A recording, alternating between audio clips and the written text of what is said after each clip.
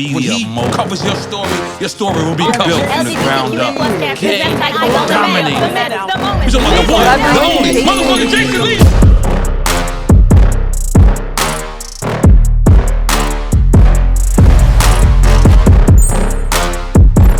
Welcome back for our all-new episode of The Jason Lee Show. Now, this next guest hasn't been on The Jason Lee Show or Hollywood Unlocked.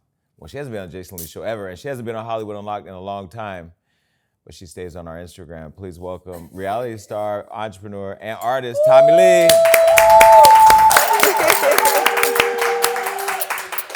Okay, now, to be very clear, Jason Lee, Tommie Lee, we are not blood related. We not. When in spirit. But we do pop off when we need to. Yes, we do. Okay, Tommie, you haven't been here in years. It's been a long time since you first started, and I just want to start by saying I'm so proud of you. Thank you. I'm real proud of you because we was in a little studio setting. It was you, Melissa Ford, and a boy, and it was just vibes. And y'all really showed me a lot of love that day. And I was scared when just like now, a little nervous, when people go to ask me questions. But you made it comfortable. So to see all of this now, you know what I'm saying? It's just wow. Well, Tommie, first of all, she just dropped two names in here. This is like when Beyonce gets interviewed and y'all ask about them other girls. Stop playing. No, but Tommie was one of the friends to the show that came on our last podcast when it was hard to get guests. And, you were just entering love and hip hop in the reality show world, and fame was new. And I remember you had that pretty silver dress on. Yes. She was really giving In Vogue vibes of when the girls in the 90s used to have them really nice. I was so natural. I barely had makeup on, no lashes. But you were just getting into the world that we know of entertainment. And so I want to say thank you for coming in because nobody, it was hard to get guests. So, yeah. But I with you because I'm a real one, you know what I'm saying? I've known Tommie for a long time. Both of our careers, as you know it in the public, started on a reality show called Love and Hip Hop. I had my moments and left. You had your moments and left. I never understood why you left the show or how you left. Well, I left, I got arrested or whatever. Mm-hmm. So after I got arrested, it had been a lot of things as far as them wanting my family. They wanted to go personal with me. And I started on there with, Scrap and his family. Mm-hmm. So then it turned into no, we want to know what you got going on. Your mama got 7 kids. We see y'all up. So they wanted me to bring my family. They kept wanting that to be a thing. And after I got arrested, I just felt like it wouldn't have been a good idea to, my daughter was in middle school and you know what I mean? Her friends and stuff like that, they all watch TV. That situation was so sensitive. I was just I don't want to give the show this. You get what I'm saying? Because throughout all the bullshit, I'm going to protect my kids as much as I can because everybody's not as strong as me. And I know that. I've been knowing that. The things I can take, the slander, the backlash, my family's not built like that. So I don't want to drag them along just for what would it be? Just a bag? It would be a check? I don't want to do that to my kids and have them getting picked on and criticized in school about our personal life because it was supposed to be personal. And mind you, it would have never even been that big. When I left, it was nothing. It was smooth until somebody said, oh, she's on TV. And then I was on the news. Mm-hmm. So it's weird. When you came into Love and Hip Hop, you were with Scrap, and then Scrap had the other girl, which was the baby mom. That's where we saw the triangular relationship where you became kind of the star in that whole situation. Right. He went back. Top. He went to jail. He went to jail, and then she ended up fizzling out and leaving the show. Mm-hmm. And then he came back out of jail. And I revived pumped some light back into it when he was about to get out of jail, and then we sat down, and you know what I'm saying? I feel she. They wanted it to be still an ongoing thing with me, but I was just so past the scrap shit. It was just why am I gonna come in? So she was oh, they're about to get back together. I was you get what I'm saying? I'm over that situation. That's pretty much. And it's been so long, but when you look back and you have an ex that's that hot, do you miss them ever? Because I look back some of my exes, they hot, but You think Scrap is that hot? He's that? I thought he was, given all the guys that were on the show at the time, too. Well, for sure, yeah. And it was the man bun gang. She's it was now. No, he was fine. I had a friend when he came in, I was introducing him to my friends, and she was you made my jump. I was Your friend told you that? Yeah. Y'all must have been real close because she could have I like people like that that's just honest. Like, it doesn't mean like I gotta watch her. It just mean like, bitch, yeah, if your homegirl's gets wet when she gets she said it made it throb. Oh, throb, jump, wet. If it moves at all, you should. That's a problem? That's a problem. Why? See, because I like. But that's honest. It is. I like to date somebody who's really good looking, and I like everybody to want them. I don't want you to tell me that. Oh, tell me. Really? Yeah. Okay, so you're over past all of that. Now, when you were on Love and Hip Hop at the end, one thing that Tommie is known for is having conflict. You have no problems having. Who said that? I mean, that's what the internet said. You know, that's where I be at every day. Well, on Love and Hip Hop, when you were there and you had the relationships with producers, we all have, and people don't know when you're doing Love and Hip Hop, it's a very emotional, tense, for sure. Always. And you were one of the stars, so unlike me, I wasn't a star. You were filming all the time. It's a very emotional thing. What was your relationship like with the producers? Because it was the same. There was a rumor that you got into a physical altercation with one. Oh, for the most part, like, I am easy to work with. Jason, you don't work with me. Everybody's working. So, like, I think it was just like, how do they call it? Like, they elaborate. Like, they just made that more than what it was, because what had happened was they was having a video shoot without me and with Spice, and Spice had called me and hit me up and like, yo, Tommie, what are you doing? Like, damn near crying. She was just like, we got to take this serious. They doing the rollout for the video. I said, Spice, I'm on my way to green screen. That was my job for the day. I just listened to them. They told me to go to green screen. So I was like, I am at work. You know what I'm saying? I'm going to green screen. They threw a whole video release without me. And so I was upset. And like, if they talk about a day where I pulled up and like it was a gun and all of this shit like that, like that is because it was a lot of people around and I got nervous and I had the right to protect myself. You get what I'm saying? I wanted to have a private conversation with that producer, but it just wasn't, I guess it wasn't the time or whatever. So that's why, is it Jamel? Yeah. Oh, Jamel, I love Jamel. If he knows that. And I don't have a problem with him, but it was just like, the temperature and the mood of the situation, it became that because it was just like, I want to have a private conversation with you, but you got all these people around, and I'm angry on top of that because I feel played. I feel played that y'all sending me to green screen, but y'all having a whole video release without me to now run the narrative that, oh, Tommie's somewhere drunk, because that's what they had Spice saying throughout the whole show. So that's what caused me and her. I feel like we had a real hit. Like, everybody said it. Like, that song goes crazy. But what they had her do, how they produced her, it made me look crazy. It made me look like I'm hard to work with. I kept hearing that, like, oh, Tommie's never here, she's never on time. How can I not be on time? Jason, you know, like I know, the van pulls up, it picks you up, you got glam hired by them. So, I mean, your glams, you know what I'm doing at all times. You know I'm hair and makeup right now. And when I'm done, when your team is done with me, I get into your van. How am I late?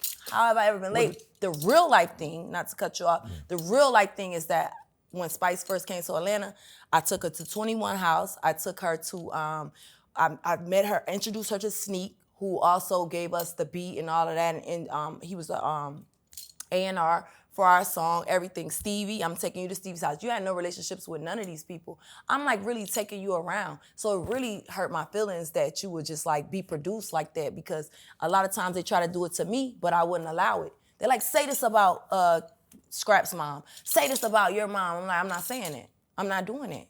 So when you were into the show, and this is the reason why I wanted to have you on the show today too, not just because you're burning the internet down right now. Tommie is the most viral thing online right now. I went to dinner with a friend last night, and he gets in the car and says, "Did you see what Tommie did?" I said, Tommie's actually coming on the show. What I done did now. But the reason why is because, you know, I've known you for a lot of years now, and I feel like there's a narrative that follows you and there's a narrative that follows me. Yeah. And I know sometimes in my own narrative, there's some truth and there's some non-truth. Right. And with you, I really want to explore what's true and not true from your perspective. Because the one thing I know is you can defend yourself online all day long, but once people made up their mind, it's done. It is what it is, right? But I learned that my silence has become like, it's been like hindering me from, I don't know, like getting away from this situation, because I've been so silent, and I've like like my team and the people around me just be like, it'll blow over. You know how they say that, oh, it got 72, 48 hours or whatever to be gone. And I like really took that to heart. Like I really been doing that. So now it's just like, man, what everybody talking about, I'm really about to be myself. I gotta speak on some certain shit, especially when like y'all just like really assassinate my whole character at this point. And it's not who I am. And I still have a whole family and people that look up to me and people that, you get what I'm saying? So I have to speak now. And I thank you for giving me the opportunity and the platform to do so. But a lot of things aren't true. And like from the love and hip hop shit to all of that, like, yeah. You know what I'm saying? Spice, I invited you, I did all of that. I didn't even know that my Sam Sneak wrote her verse until after. Like, you could introduce somebody to someone, and I understand when people be like, I don't mix friends. Like, I don't mix situations, because now this man done wrote a whole verse for you. He wrote your verse, and I didn't know until the fall, and he's like, yo, Tommie, what's up? Who gonna pay me for the... I was like, what are you talking about? He was like, I wrote Spice verse, and I'm supposed to... And I was like, I didn't even know that, and I'm not speaking to her right now. Like, you get what I'm saying? So that was also weird. Like, I just felt played. I felt played through that whole shit right there, the love and hip hop shit, and I just want to address that and just like get off it. But I really did, because like I really looked at her like, yo, this is a cool girl. She come from Jamaica. You get what I'm saying? Yeah. And that's what happened of it. So you try to make me, like me being a new artist, you're already an artist. You think that that's not gonna hurt me, you saying I'm late, you saying I'm hard to work with every time you turn around, and it just wasn't true. And that's just one instance of the many. So with Spice, is what you see what you get? Because I know Spice, we have each other's number, but we don't talk, and I've never hung out with her, but I don't know her. Is what you see with Spice what you get? I would say, dog, it's like all over the place for real, because what I seen and what I got was two totally different things. Because if I would have seen what I was gonna get, I would have never motherfucking got it, because I wouldn't have fucked with you. Right. You get what I'm saying? So when you see what went down with her and Erica Mena, do you think that Erica caught a bad rap being labeled a racist, or do you think, and that maybe Spice just kind of gaslit it to make it work in her advantage, or what do you think? I think like some people lean towards like that victim shit and just like being the sympathy shit. You get what I'm saying? Like, it's crazy. Do I ever think like Erica meant, like, is she racist? No, if that's what you're asking me. Do I think she meant, like, it's just like, if I'm drinking, and I'm mad, like, bitch, she just calling out what you look like. You look like a blue gorilla, bitch, you got on blue. Like, you get what I'm saying? Bitch, you look like a monkey right now. Like, everybody say stupid shit like that all the time. But because Erica is biracial, interracial, how do you call it? Like, it came off like that, but I personally don't think, in my opinion, that she meant it in any racist. I don't think that she should be going through this at all. I just really don't. I've been around Erica. Erica's a sweet girl. Like, you get what I'm saying? She turned. I don't think she meant it like that. So I know I'm big into Zodiac. Everybody that follows the show knows that I talk about Zodiac. You're a Gemini, which makes a lot of sense. It makes a lot of sense. Why that makes sense? Because Geminis are always a lot. Geminis are a lot. Kanye West is a Gemini. Yeah, you said that. You know what? Because you know, when I say I'll come back on the show, I had to go and do my little investigations. Very little. I was just like, let me go see what the last shit. So I went to Bobby's, interview with you, and you was like, oh yeah, Tommie's too much. You remember she was banging on car windows when we leave, and I had to get away, and you called me. So since you couldn't get away with the crackhead shit, you then now threw me on the bus and said, oh yeah, she is a belligerent drunk. I took that to heart, Jason. Well, before we get into that, because we're going to talk about that. First of all, I didn't say crackhead, because cocaine and crack is whack, crack is for poor people. We saw Whitney Houston say that. Cocaine and crack are two different things. But what Bobby did say before we get into the drinking thing is he did say, you've never done cocaine with him. You don't do cocaine. He's absolutely correct. And the reason why I wanted to ask him that on the show was because people were in the news were saying you were on cocaine, and you were like, let me be very clear. Like, you didn't avoid it. You ran to it and said, I don't do cocaine. And Bobby validated that. Right. But you do drink. I do drink, but would you consider me a belligerent drunk? Like Jason. I mean, there's been Okay, moments. when we sat down in our interview, okay, let me tell you about that moment. That night that you're speaking of with the banging on the car doors, I was totally upset with Wendy because she had just like... Wendy Williams. Yeah, Wendy Williams. She had just like tried to violate me and play me on her show with the Rob situation. And she was saying like, oh, I'm ugly, I'm this, I'm that. And the critics, I really just be wanting to catch them in person and see how they really feel. Like I wanted to show my face to her. So was I a little over tipsy? Probably. But at the same time, I knew she hopped in that truck. So yeah, bitch, get out the truck and let's have a conversation.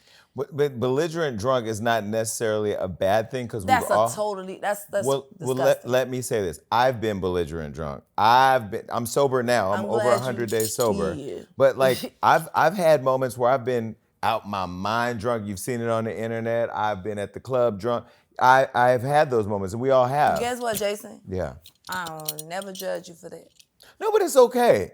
But the people judge me. But what I've learned in sobriety if somebody too, sat down with me and asked me a question about you, it would never come up. But let me say this: I don't get mad when people look at things that I've gone through and have opinions because I've chosen to live my life in the public. So when I first started, did I like it? No. But as I've come and grown into what I'm doing, like it is a part of the thing. You know what I mean? So I try not to let it consume me so much. And then if there are times where I need to look at myself, which I have, and say, okay, I'm a little too fat, now I'm gonna lose weight. Oh, I get a little too angry too fast, I'm getting therapy. Okay, I drink too much. Wait, go ahead.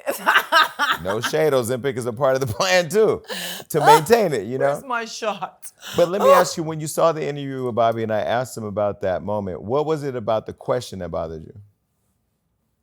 Nothing. I really felt like, damn, like since I'm not there, like at least somebody addressing it, and I know Bobby knows for sure. Like he knows. He lives down like my condo in Miami. Bobby really, you get what I'm saying? He lived down the street from me. We were neighbors. And it's been times when the plate has been passed around and they know like Tommie ain't on that shit. Like it's been times. So if anybody knows, he knows. And he's like openly talked about his drug use. What he used to cope or whatever. Like he's talked about that. He's not ashamed of it. So if it's coming from anybody, then you know he gonna tell you the facts. But that's what I loved about that moment because he was talking about his own use of cocaine and in he's that like, moment. hold on, bitch, no, because it's like it ain't like nobody gotta lie for me. I'm not like out here bullying people and you gotta be scared of, like it's just the truth. And I think people are so comfortable with the lie, like, oh, it fits her because she got like a, you know, a wild personality or that's what like, I was gonna. It's got to be something. That's what I was gonna ask. Do you find like it's easy for people to throw things on you and for people to believe it and let it stick because it looked they've like seen it other would things? fit, but it kind of don't. Yeah. Like so, crackheads when we was growing up, like, come on, bro. Crackheads. First of all, stop saying crackhead because I haven't heard the crackhead terminology. Well, the last one I just heard that I was on crack. When somebody really took the time out to address that on their setting, on their show, when it was supposed to be about them, they called me a crackhead. It's just getting too deep. It's just an online rumor. Who said you were a crackhead? And that's all you could come up with. Well, who said you were a crackhead? What's the girl name? Now we going down into the senior citizens beef. Who? Tamar. Oh, let's hold it right.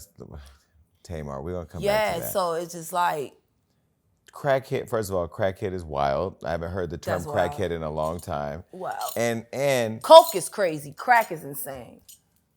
Coke is crazy. Crack is insane. All of it. None of it is in my jacket.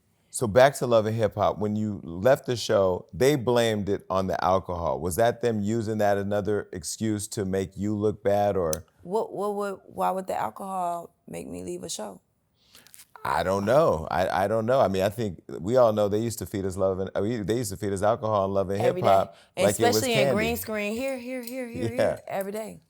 So why would it be a problem then? Why would that have me leave the show? I left the show on my own. They didn't fire me. I didn't want to film about my daughter now and me getting arrested. The thing is this, Jason.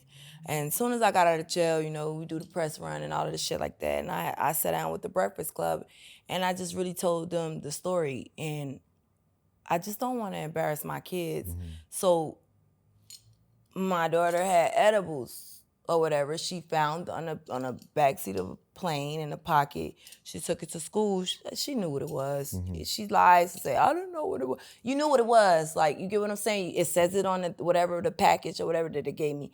But her teacher had been calling me for some time, and I'm working, I'm in the field, so I'm hosting, I'm this, I'm here. I couldn't never like really get to the appointment to sit down with her, but me, I'm very like into it with my kid. Like, I'm the mom who takes cupcakes, have pizza parties for no reason. I'm coming up there, damn, they don't want me to show up to the school because, like, bitch, come on, like you making these kids go crazy like every time. So, and I have the receipts of it, since yay high to now, I want to be involved. Like, a lot of moms don't even know they kids' teacher's name. They don't know their name. They feel like it's a babysitter. Like, they gonna send their ass off and just not be involved. So I was trying to get to the meeting with her, and I didn't. This particular time that she called me, first of all, it was like 12 o'clock in the morning, like at night, 12 o'clock. So she's calling me like, your daughter's been disrespectful. And that really like pissed me off because I'm just like, she being disrespectful because she just caught the weed thing, the edible thing. Yeah.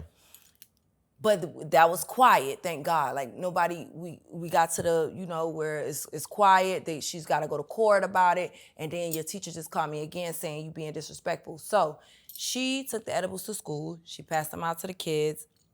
And they all had to get rushed to the hospital. What was I supposed to do in that moment? And then now on top of that, you disrespecting your teacher. What was I supposed to do? Like, I see the shit on the internet now where they got like soft parenting and versus this type of parenting. Like me, I never had to whoop my kids. Like, my kids wasn't just like fuck up kids. Like, when I see the kids writing on the wall and doing all type of weird shit and pulling the tissue all out the fucking thing. Like, I didn't have bad kids, like where I had to like put my hands on them. So this was new for all of us. Like, even my daughter probably was shocked, like I got physical with her. Like, I just never had to do that with my kids. For the most part, I've had great kids. Until now, until like the internet where they're growing up and they like, I don't know, like, I feel like at a certain point, you're done. You're not raising your kids no more. They're more interested in what their peers have to say than you. So I feel like right now I'm in that place. And even then I was like going in that place. Like, they're listening to their peers. They see everything on the internet. So it's just like where I usually could talk to them or like give them a look, like, it's not going because you got so many kids out there disrespecting their parents and going up. I seen a nigga slap the shit out their mama. And I'm like, whoa, like, you get what I'm saying? Like, if my kids see that shit and try to slap the shit out of me, what the fuck gonna happen to my kid? I don't gotta say it, Jason. What's gonna happen to my kid? What the fuck is gonna happen to my kid if they try to slap the shit out of me, Jason? You'll be in like, jail. I don't know what to do. Yeah. And I'm honest, I don't know what to do. Like, So when your kid took the edibles to school and all the kids got high and went to the hospital, did you get blamed for it? let me tell you how God worked. None of the kids had a bad, it was bad. They was throwing up and things of that nature. Of course, they doing like high shit, they high. But it didn't, but that could have turned into lawsuits. That could have turned into a lot of things for me. You get what I'm saying? Mm-hmm. I think the biggest part of this and what even my kids don't even understand, like, I'm a human and I could very well I had to uproot my whole life and move to California because I got 10 years probation. You understand me? And I know I can't do it in Atlanta. So I just said, you know what? I'm just gonna move. I didn't know a soul out here. Mm-hmm. I didn't have no you live family in LA now? So far. I lived in LA for 3-4 years. Oh. But my primary house now is in Miami. Mm-hmm. I switched it up. You know, I had a condo out there, the house out here. So now I switched it up. The house is out there and the condo out here. But it was just like, I had to really leave Atlanta because you know how like crazy they are. Like they play petty games. You could be driving, get pulled over. You're going to jail about everything. That's first. So I knew I would not be able to complete probation successfully there. So I had to leave my whole life and just start over about my kids. Okay, so when she took it to school and all that happened, did the people blame you for? I mean, of course, anything that happens with your name attached to you, get blamed. Well, they didn't. That's why I was so happy because that was kind of quiet. It was like they were okay. I went and I had a conversation when they understood it was a mistake. I told them, like, we just came off the plane. She picked up candy. She didn't know. But I, in my heart, knew that she knew because she was telling them, like, we're going to get high. What was your conversation? No, I'm not laughing. No, it's a 13-year-old. I mean, 13-year-olds doing bad 13-year-olds. What was your conversation with her after the fact? Like, what lesson did she get from that? You know what I told her? What? I really showed her like visuals of people that get high. And I showed her like how she's gonna look. And I showed her like death. I showed her people dying on their first time trying something. Mm-hmm. I showed her. That's when Google was my best friend. I showed her people dying the first time they ever tried drugs. That's why kids, where's the camera? Hey, listen, it's a real thing. It is a real thing. Drugs is one of those things where you can't even determine who you're gonna be to determine how you're gonna react to the shit. You don't even know what it's gonna make you feel like.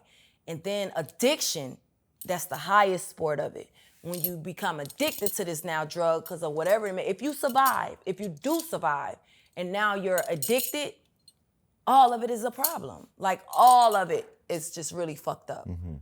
There's no win in using, it's no win in like a temporary fix or none of that. Like it's been a lot of times I wanted to feel numb.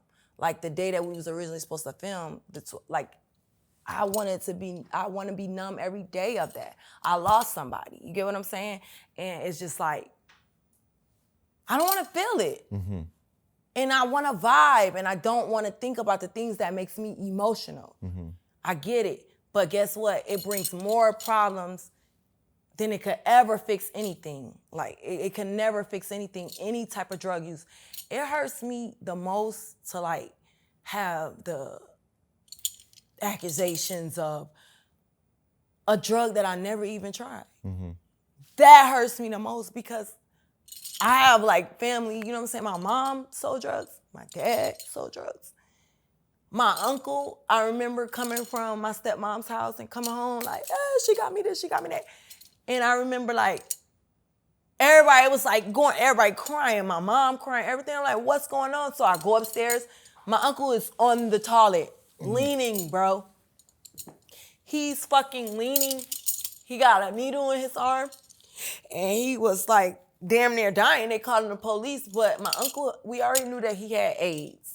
He had AIDS. He caught it from sharing needles in jail. You know what I'm saying? And I just grew up around just like drugs the whole time. That's why ultimately I would never want to be like, of course we kids, we gonna laugh and we gonna joke at our uncle like, how you make a sandwich? That nigga's a crackhead. Like, you get what I'm saying? Like, bitch, I'm not finna do that shit. Right. You feel me? But he was dying and my mom was crying because my little brother, in the midst of all of this, he dying. My little brother Yanni, he had used his toothbrush. This one we totally ignorant about like HIV and AIDS. This is when it's new, this in the 90s. So we're ignorant about like how could you get it? So she's crying because she think like now my brother got AIDS. So everybody in the house, this shit silent. I just came home from the greatest weekend ever and these motherfuckers in here got nigga on the toilet, Uncle Bob with the needle on his arm. My brother done used his toothbrush now. They think he got AIDS because the blood, if he, it's just. And how old were you at the time? Young as fuck. I was probably like what? 10? 10. So it's just like, man, that shit's so weak to me. If anything, Griselda. I ain't never finna do no, you get what I'm saying? I think it's just so. But this is interesting as you're talking because I think about my mother who used to be on heroin and she was on drugs with the needles. And why they always on the toilet, Jason? Well, she wasn't on the toilet. She was in her bed in the motel room after we got evicted. But let me ask you this question real quick because those of us who grew up seeing stuff like that, watching my mom on cocaine, eventually crack, heroin, all that, we do end up drinking and not seeing alcohol as a drug. I never even thought of alcohol as a drug because what you just said, I used to say, and I really hope people look like them. They show you what not to do. I hope really people really caught what she said because all of us who grew up in trauma, looking at people doing those drugs, say, I never want to be like you. Yep. Don't want to do heroin, won't touch cocaine. People try to push cocaine on me in Hollywood for the last 20 years. I just will never do it. But alcohol, I was drinking. And when I said earlier about the belligerent drunk, all of that consumption came out of watching me get my brother getting murdered. And that was so traumatic that my way of numbing it was just be drunk. Now I could still go to work, I could still go to church, I could still dress and look good, but had to be. But you ain't gonna have those feelings that make you hurt every day and make you cry every day. Yeah. And was that what alcohol was for you? Yeah. And it was like, that's what my mom did. Like, she was a wine, brass monkey, all of the shit. Not brass monkey. You say Thunderbird and Night Train. We But yeah, so like, that's what I seen, but I knew you wasn't supposed to do drugs. Right. I knew that. Because nobody ever really told us that liquor was bad. No, never. Right? And Not even Jesus. Say something. Didn't Jesus turn something into wine? Jesus he turned a fish into, he fed all the motherfuckers on one fish and some bread, and he gave their ass some wine. Not Gatorade. You had a whole ocean of water. Jesus said, sip some wine. But we're not blaming alcoholism on Jesus, though. I'm not blaming alcoholism, but I said he ain't see a problem with it. Right. But that's what I'm saying. But now, if Jesus knew about cocaine, crack, meth, and heroin, it would have been in the Bible as don't do's. But the wine would have still been a part of the Last Supper. It would have been green check. So yeah. It took me years. Out. It took me years. I will almost even say it took me to this last year to acknowledge that liquor was a drug for me. That like all the years I said I didn't want to be like my mom. Mm-hmm. And in many ways, success and all that, I was more successful than her. I had become just like her, but with a different type of drug, which was liquor. When you say like you really got like a glow in your eyes when you said that like I was more successful than her, like, is it ever like a competition like with a mom and a child as to like when you be like, I don't want to do what they doing so much to the point like I'm better than you, or so much to the point like I want you to be proud? Yeah, of no, it was like, never either. It was never I want you to be proud. I never did anything because I wanted my mother to be proud. Yeah. I didn't care about that. I never did. You didn't care about it? No, because I've always done everything for me. Everything I'm doing is for me. And it was never about wanting to be better. What I'm saying is I had a more successful run in life than she did, because she did those hard drugs that really ruined her life and ruined our life. Yeah. But I had so many setbacks in life. So it's like, I'm going to show you this could be done without ruining somebody. But I was still ruining my life with alcohol. Yeah, because you didn't even notice, like, Because I was numb. I didn't numb the feelings, numb it. And if you told me anything. So that's what I'm asking. Did you ever have a time during your life where you said, liquor is that drug that that I don't want to do like my mother did, or that my uncle did, or whatever? I guess that's where I fall short, because no.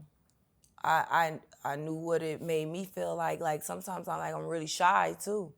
And like, if I don't know you, like I'm not like the girl at the party that's just like, oh, all the time. So like if I'm not like, taking my whatever to like feel okay, my Chardonnay, then I'm probably gonna be quiet in the corner. Like I ain't never been like that. Like, you know what I'm saying? But it does take the edge off.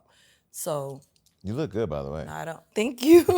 Just want to say that, not just in person, but online. I've been looking at, catching up on everything. You look great. I feel like I've been slacking though. I need to get back on my shit. Like I've been really trying to work on like what I'm gonna leave here, Jason. Like it's just like, I want to stand for more. You know what I'm saying? Like I want to do something that matters, and like I know I'm a leader. I always have been. It's just like they just got the smallest part of it. Like they don't even know me for real. Like they got the smallest, and like they're running and they tarnishing that. So like I really feel like I gotta. Yeah. So when you first did the reality show, what was your intention in getting out in the public? Because you led a private life, you had your challenges in the past. We saw all the mugshots from before. We all have one somewhere. Hopefully y'all never get mine. Yeah. But when you did the reality show, what was the intention in going and becoming Tommie Lee, having that public platform? What was the intention? I didn't have to become Tommie Lee. I was already myself, and the intentions was just to get some money ultimately, legally. It was like to legally get some money, because I was like in the streets, and I was, I was scamming and doing stuff like that. So it was just like I want to do something, just like I'm saying now. Now that I got this far, I want to do it on another level where I can now, if it wasn't for Tommie, I wouldn't have, that's the conversations I wanted. Like, she helped me change my life, and that, like, the city council shit with you. Like, it wasn't nothing more but, like, getting it back. Because, like, originally, y'all don't know this, but me and Scrap wasn't together. Like, I used to hustle with his mom, and she was like, guess what, bitch? Because I had been telling her, I said, we should get in the game. Not everything, but we should tell them something where we could do a show. I always wanted to do a show. I always wanted to be on TV, all this shit. I was like, we should do a show, just tell them how I go. Like, we'll give them the game, and then we'll, you get what I'm saying? I was like, we could get paid off of it. I'm looking at all the reality shows, like Flavor Love. It was like all of that. Like the MTV shit. It was like a lot of reality TV shit going on. So I'm telling her, we should do that. And she like, bitch, you the police. I said, what? I'm the police. Like, I just wanted to do that. So we just had this conversation at Roscoe's in LA. The next week, I kid you not, she called me. Guess what? I said, what? She was like, VH1 done called the boys. They want the boys to be on the show. Scrap sending me all of these hoes. And he was like, Mom, which one should I pick? And she said, I told that nigga none of them. You know how KK talk. So she was like, I told him none of them. I got the perfect bitch for you. And we sat down. We had a meeting. And that's how it went. But I was in a relationship. I was in a whole relationship with my African. And I told him. Where do all the people in Atlanta find Africans? Well, mine came from Africa. But like the Africans moved there, of course. The Africans moved to Atlanta. Like it used to be easy back in the days to like, you know, hit licks in Atlanta. Yeah. And the bitches was easy. So you get what I'm saying? But I think the Africans kind of know now, like American bitches is nothing like African bitches. African bitches gonna rub your feet, suck your ass, do everything with a smile on their face. American bitches just want money on. They want cash out, cash out, cash out, and it's not really genuine with them. So it's a big difference. But like a lot of Africans move to Atlanta just because cheap, the bitches. You get what I'm saying? Do the Africans in Atlanta be at the strip clubs? It was easy to scam. Do they be at the strip clubs? Fuck yeah. Fuck yeah. Lit ones. Wait, so before... You know, I used to talk to, he was like a real good friend of mine, Portia husband, Simon. I call him Obi-Do, but yeah, Simon. Yeah, he's so sweet too. We used to go to the games and all of that together, like before now. So I'm like, he always been like against that. Cause like he worked with Jeezy real close, but he always been like against like the public shit. So I'm just like wondering. Well, she quit the show, right? Yeah. So I was just like wondering, like, how is he gonna do this? Cause I know him like personally, like how is he gonna, that don't fit him. And Simon got money? Yeah. Huh. No, I'm saying they had an amazing wedding. I don't know him, but he's a nice guy. I've met him a couple times. And I love Portia and I love them together. They look happy. I never had no doubts. Like everything was everything. So before Love and Hip Hop, you were scamming? That was your job? Mm-hmm.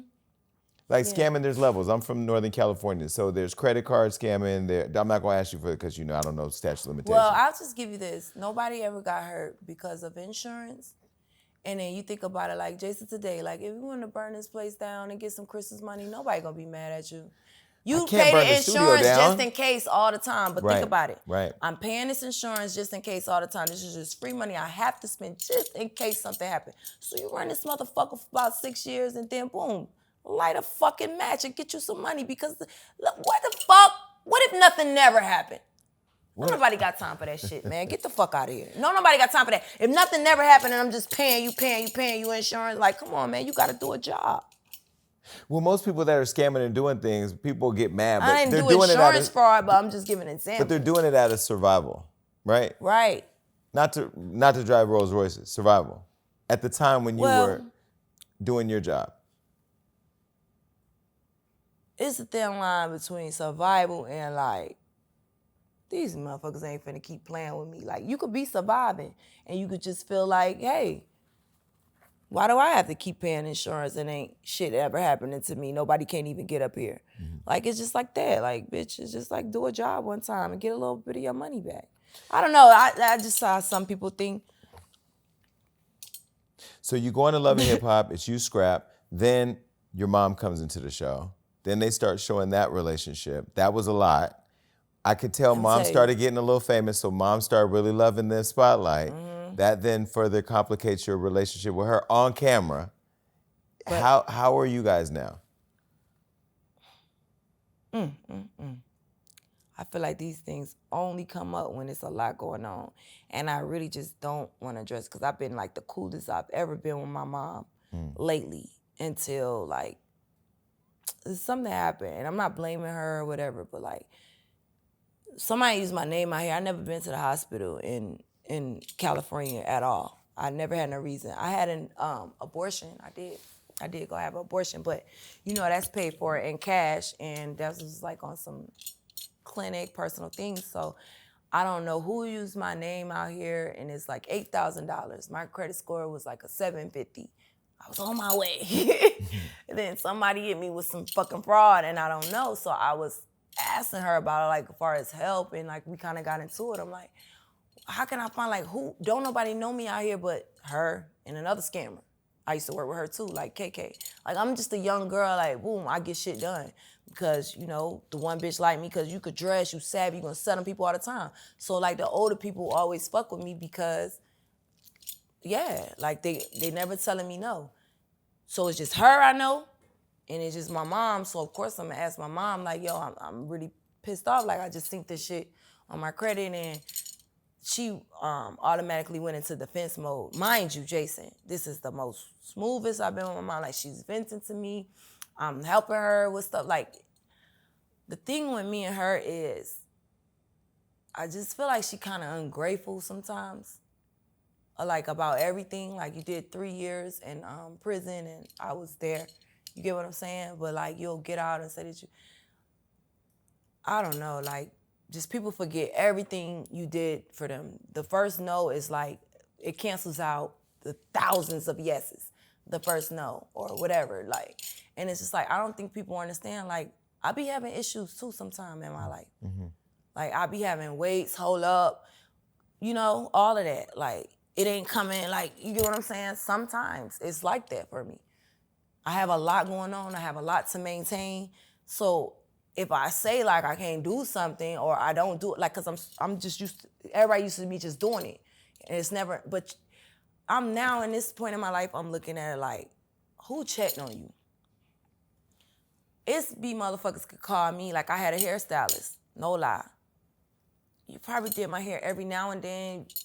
You from, you know what I'm saying, New York, you did my hair every now and then, but you called me about like $250. But in this point in my life where I'm feeling like, you're not the first person, you're not the, like, a lot of people have been calling me about favors, something about 2023, this shit done motherfucking drug us silently. Like, it's low, but it's like, it's been a lot for a lot of people. So it's just like, you feel like you could call me and I'm supposed to just like up you some money. No, never in a conversation you was like, how you doing? Nothing. Like, it's like, sis, I'm down bad, I need, And like, a lot of people do that to me, including my mom. It's just like, when am I gonna be like thanked or feel like Appreciate what it. appreciate it? Like, I don't mind doing it. You know what I'm saying? Like, I don't mind, no problem splitting cream with my team. Shit straight, like 9-15, you know what I mean? Shout out to Lil' Kim. Shout out to Lil' Kim, but like, it's just like, I be going through so many shits. You see me on the internet, you know how I am personally. You know I don't like that shit. I don't like the blog shit. Mm-hmm. You don't ever just be like, sis, I know, you okay? That's all literally you gotta say is like, are you okay? You see them dragging me for this or that, like you just said, like, I'm getting drugged. Like, I don't feel like, yeah, I'm on the internet, I don't feel like that because I'm getting drugged, and nothing about me that's positive, they're not highlighting it. Mm-hmm. And I don't understand why. Why, Jason? Well, I think because we live in a world where people are just infatuated with negativity. I mean, it's the same with me. I just said recently, you're not going to post the $30,000 I just gave for these kids for Christmas. Hello. But as soon as I say somebody's illiterate, it's going to go viral every day because that's what people want to see. Do you think it's over for us? Do you think we had the opportunity, like, or the advantage to, like, really, like, change it? Because right now I feel like the world is brainwashed. Mm-hmm. Like, I could literally see a comment or they could say a word. I think systematic was something. I think somebody said that, and it was like, okay, this is the new word. I did not see Will Smith. I did not see Cardi B. I did not see everybody using this word. And I'm just like, it's not new to my vocabulary, but it just was like, what's going on right now. Like you could see in the comments, one person say one thing and everybody follows up. Do you think it's the end for us? Or can we now, like, since they're so brainwashed and they have no, a bitch will post a fucking meme, they will post a quote to determine how they feel. Nobody is speaking like how they really internally feel because they don't even have the words. Like, I feel like that's so fucking whack. Yeah.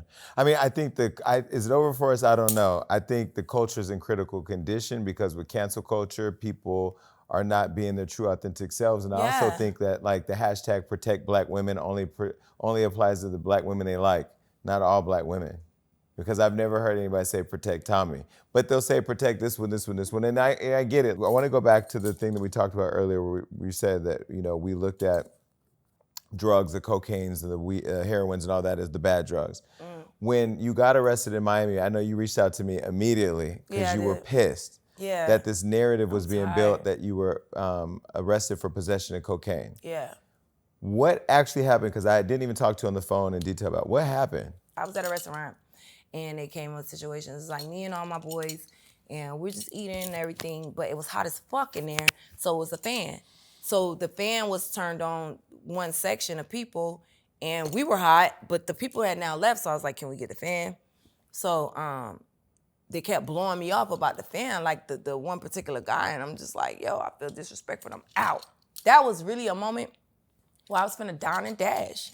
I was finna say, fuck y'all, I ain't paying shit. Like if I gotta be in here hot, sweating, and y'all mistreat me, fuck you. Fuck you, nigga. So I left, you get what I'm saying? So everybody coming out behind me, then boom, here go the police. So I'm just like, where the manager? Because I had asked the police for come him because you were leaving, because they thought it was a dine and dash because you were leaving. Yeah, I wanted to go to my car. I didn't want to no longer sit. I didn't want to eat. I didn't want to chat. I didn't want nothing.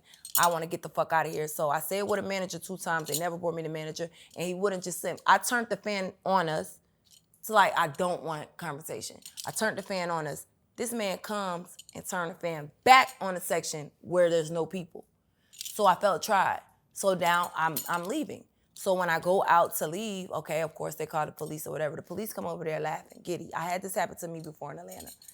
The police come over there, Tommie, da-da-da-da, and I was like, what's up? He was like, they need you to come back in. I say, I will. I'm not coming back in there, but tell the manager to come outside and speak to me. So he's laughing and like he's trying to make jokes. Damn near I thought at one point he had a cell phone out, like about to make a video. Corny, a real police officer in Miami. So we walking back. This all I want is just like attention, my respect. Like nigga, I'm paying money. Like my tab is $1,200 at this point. You get what I'm saying? Just on dinner and just a couple drinks. Like I can't have a fan. So the manager, before the manager could get out, I'm sitting there with the police. He's saying stuff back and forth, like trying to like poke me. So I'm just like, yo, you really lame as hell. Like you whack as fuck. What are you doing? Like he like, let me make sure my camera on. Like he wanted me to like go berserk. Like this is what y'all created. This image that y'all created. Like I walk around every day on motherfucking just ignorant time and I'm ready to just pop off. This is the image that y'all created to people that's, you know, stupid, basically. And they want to see that. So he wanted to see me just like blow up or hit him or do some shit that's gonna send me to jail. So boom, I'm not doing it. I really want to be on, Hillary Clinton, goddamn Michelle Obama time. What's up? You were gonna be Michelle Obama? Yeah, I wanted to stand. I wanted to talk to them like I got some sense because that's how I move around. Because Michelle Obama said when they go low, you gotta go high. Not cocaine high, but not cocaine high, but high. Yeah, I'll be trying to go high, but I wind up, it's on the floor. Going to hell, huh? Yeah. So basically, me and him getting into it. So he like, turn around and put your hands behind your back. So he put me in the car. I'm like, what I do? He was like, disorderly. That was the first thing. Now I'm disorderly. So then they call a female officer. She's searching me, all of the shit.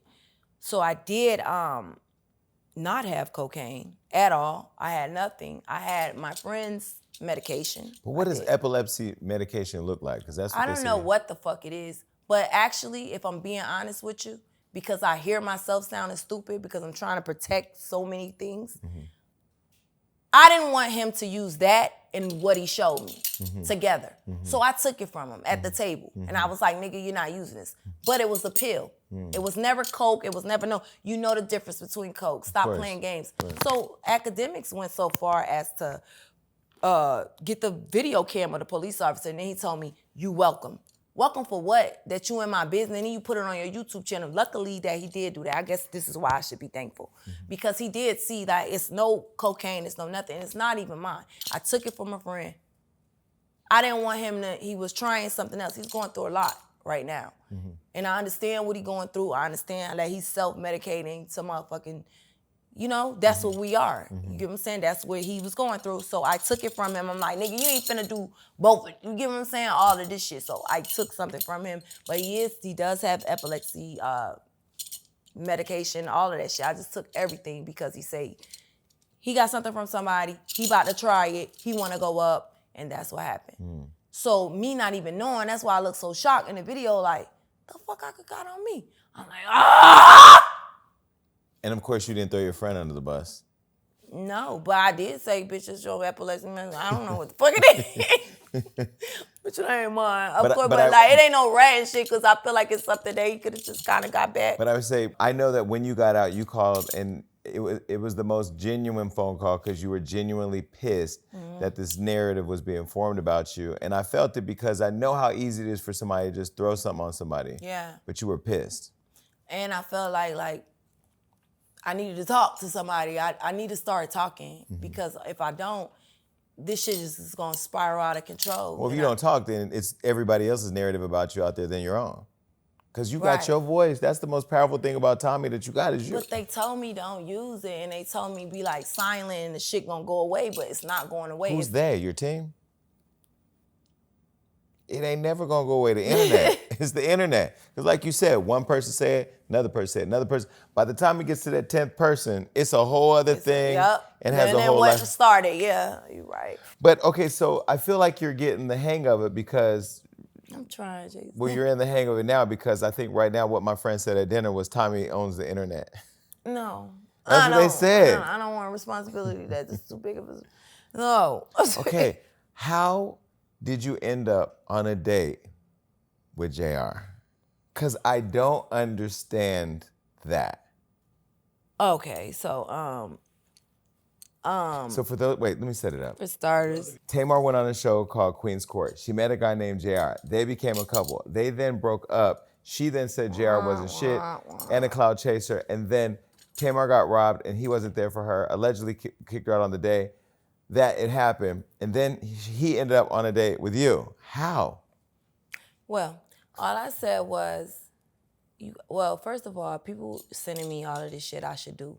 Like my fans, my supporters, they be like really in tune with the shit. Like, nah, bitch, you need to go fuck with that ex fiance that she had that she broke up with. He's single now, sis. So I was like, huh. Because the fight, because she came at me crazy. First of all, let me tell you, I'm not a huge Tamar fan, and I'm not like being messy when I say this.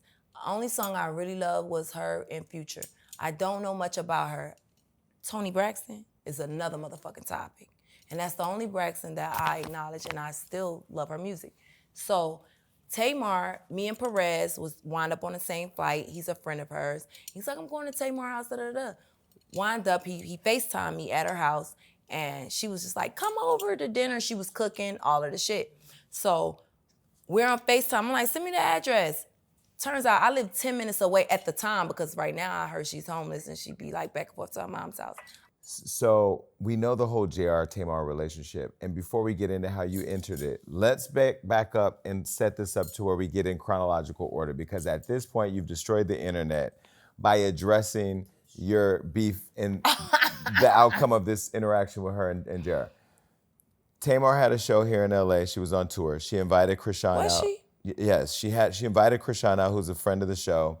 Krishan Rock went to the show, and then there was a whole falling out between Krishan, Tamar, Tamar's team. Every member on Tamar's team commented online. It was bad. Were dragging Krishan. They alleged that she punched one of the guys.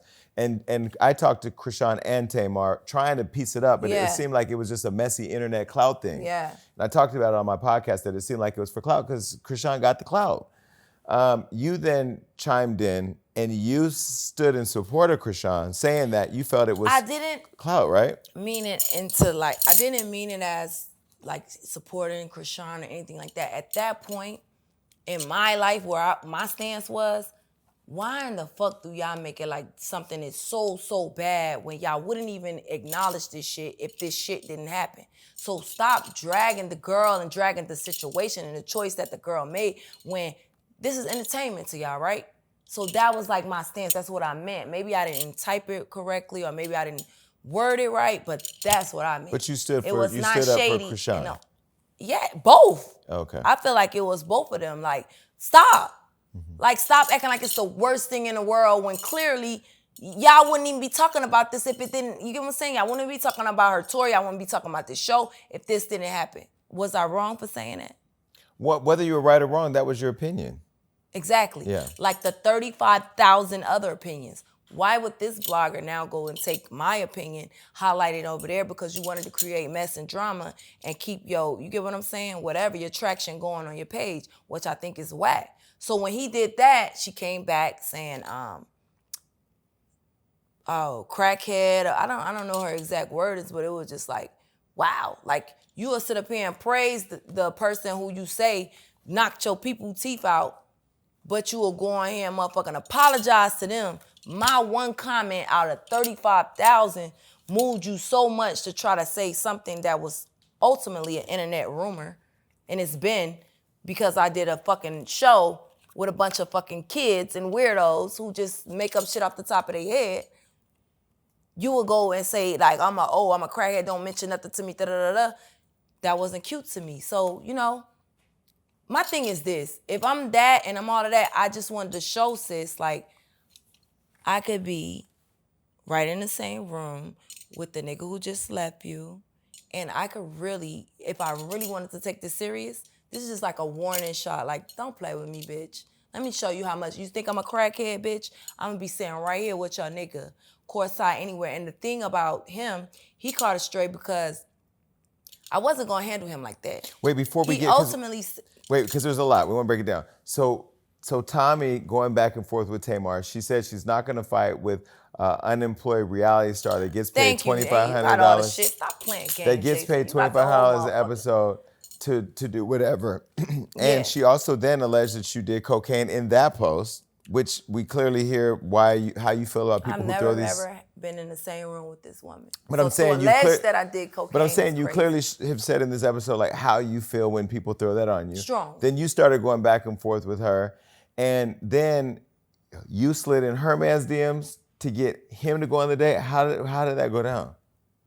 Honestly, I walked over there very gracefully in my motherfucking Louboutin pumps, and I was like, you sure can wear a suit. And he was like, the next few sentences was, I would like to take you to dinner. I would like to da-da-da-da. I didn't ask for that. I ain't do no more than that, and I can show you, and I have the proof. I didn't do no more than motherfucking that, and that nigga was wide open. Why? It wasn't about me either. Something is going on in their relationship where he felt like he wanted to get back. I feel like he's a clout chaser a little bit because everything, the whole conversation was his book. He's in Jamaica. He's writing his book. And just the way that you play with her is the way that you talked about her. It made me feel like even more empathy towards her situation more than what the fuck he got going on. When you guys were at the game? No, when we were on our first phone call and you're telling me all of her business. What was he saying? He was like, yeah, she lives with her mom. He was like, I put her out. He was like, yeah, I left her. She's been calling me for weeks and weeks. Damn, where's my other phone? I have the voice memo, like I recorded him because all in all, my take in this is just... You recorded the whole conversation? Mm-hmm. I did. I had to protect myself. He's a lawyer. And, you know, he seemed pretty shady, so I felt like I need to record this so I could dissect it more later because I just didn't feel comfortable about anything of it once he started telling me so much of this girl's business. And I wanted to really check myself and make sure I'm not telling him any of mine. Right. You get what I'm saying? Because I see how you could go. And then you guys went to the game. You posted the video of you guys courtside at the game. I did post it, but you want to know why? First, I was going to treat him like a normal person because he asked me, he was like, let me ask you this. What brought you to my page? I was like, I'm not going to lie. I was being messy because, like, you know what I'm saying? I had a situation with your people, and I just, you know what I'm saying? I never thought that you was going to ask me on a date or anything like that. But now, talking to you, I feel like you're a real person, and I don't even want to go that route. We could really just, like, see what this going to be. And he was like, damn, that's real. Like, we should do that, da-da-da-da. And he just was just keep trying to fly me out there. And then he was just like, he was like, it's gonna be private. He was like, I'm a super private person. I know all these restaurant owners in Atlanta. I'm gonna just get us a private, right? The day before I fly out, he sends me tickets. So I'm like, huh? Private. But you want Tommie Lee to go sit on the floor at the Hawks game. That's not private. So that let me know, like, yeah, this ain't, just go with my move, play this shit, like, and get that whole slap, like, mama, The crackhead could be right, like, I could play with you in your real life if I want to, but I'm not, because I'm not interested for real like that. So I just went with my move. Now it's fuck you because you're trying to play me now. I don't like that. The guy. Yes. Yeah. You tell me it's gonna be private, it's gonna be at some But fancy, courtside's where all the super- cameras are. In Atlanta, where she lives. You doing the math, Jason? And they know we, the blogs, You waiting doing right the math, there. Jason? Do it make sense? It didn't. Is that private? It doesn't add up. Is that private? This is getting good. And you know what I love? How you're telling it, because I hate how you always get the hit. Mm-hmm. This motherfucker playing the game, you just played it better. Yeah, I played it with him. This one you won though. Because he was with it. Like, Yeah. bro, once I seen that, No, I'm like, he oh, man, wasn't this even with it. man. Once he saw the opportunity. Yes. Because he knew what it was going to Yes. be. Yeah.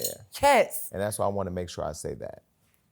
Yeah. Yes, like, get out of here. And I'm glad that you're using your voice too. I'm trying. I'm scared. They're going to take me out, huh? No, I'm not going to let that happen. Please, Jason, because I don't mean nobody. Oh, I'm just tired. My friend was like, Tommie owns the air. I said, what? I'm trying. Like, Okay. I just don't You want, good. like, You good. here's a fact for your chat. I don't want to keep on with this fake ass shit. No, so when you see that, I love, and this is the great part, right? This is why I'm telling you you're smart. When you see that now you're going to be playing, you're like, let's play it, but Let's I'm going to play it at my advantage. Right. So you take the video goes viral. I mean, this is more viral than any video of them together. Right. So he got the press he wanted. He got it. Yeah, you got it. But they shaded your ass. I learned a lot about you through those fucking comments. Oh, they say, not the Louis jacket again. Oh, he got 5 kids. I didn't know any of that because I didn't care. Like, that wasn't my angle. It wasn't like to That was really just- take your man. Like, girl, I don't want, like, I That don't was want. just to show Yeah. checkmate. Yes. Okay, so you do the show. Now, did he eat your ass before that or after? Oh, after the show, it goes crazier. So After the game? After the game, he now takes me to a hookah spot. Ratchet! Real ratchet. So I'm like, oh, this nigga with all the fuck shit. But him to me and I to him is like, oh, we're not on that. Bitch, you're doing that. You took me to this lit, it's us, it's culture, hookah shop. So I'm just like, all right, we vibe and smoke a hookah. So I take a meeting. And then I sold like 10 packs too, because you know I got my own strand of weed. So like it was a free trip to Atlanta, and I made me some bread like doing my other shit. You get what I'm saying? So it was cool. But we go there, and it was just like I seen like who he is, and I'm just kind of confused as to how she don't see it. I actually feel sorry, because really for real, Miss Girl, we don't have no beef. You know that. So if I catch some things, bitch, I'll give you, you get what I'm saying, the tea, because I don't want you to look stupid either, because I know you don't dislike me. You're upset about something else that had nothing to do with me. You misread it wrong. You probably got punks in your ear telling you X, Y, Z. You would never be a friend of mine, but at the same time, you got to know I don't care about the situation enough to be like, you get what I'm saying? So wait, over here really angry. quick, was this Tommie Lee shit? Is this Tommie Lee shit we're This talking is about? Tommie shit for real. Yeah, bitch, because I'm for my girls first. And honestly, if you you could look at this 2 ways, right? Yeah. You actually showing her like, I'm helping you out. Yeah. I'm letting you see what you got. Yeah, because I know he over that line and playing, like, you get what I'm saying? Like, bitch, this is the real Wait, raw. so you go the hookah. How would I know this? Wait, How would I know that you live with your mom? How would I know that he kicked you out. How would I know all of this? How would I know that the man went so far as to say, oh, why did she not say her name? I was like, she didn't even say my name. I really shouldn't slick even responded to it. So he was like, she didn't say her name because this is how she do. Well, I didn't say her name, so I wasn't talking about, like, he was like, that's how she moves. Like, he done, like, ran it down, like, he wanted. Oh, he's telling her playbook? Yes. When he solely started telling me all of this shit about you, I'm just like, damn, this is really fucked up. Like, sis endangered, and this is why I don't date, like, celebrity men. Like, I'm very, like, who I've always known type of shit, because the shit get messy. It get messy. Why you telling that girl business like that? I don't know her, and we shouldn't even be talking about that. Then every other thing was him hitting my phone like, oh, you see this, and you see, like, he's really, like, in tune with the internet. Listen, you're like, you seen what they just, like, what? Bro, I'm straight. I don't like a nigga that's messy and keep telling me about what's happening on the internet. Like, what's up?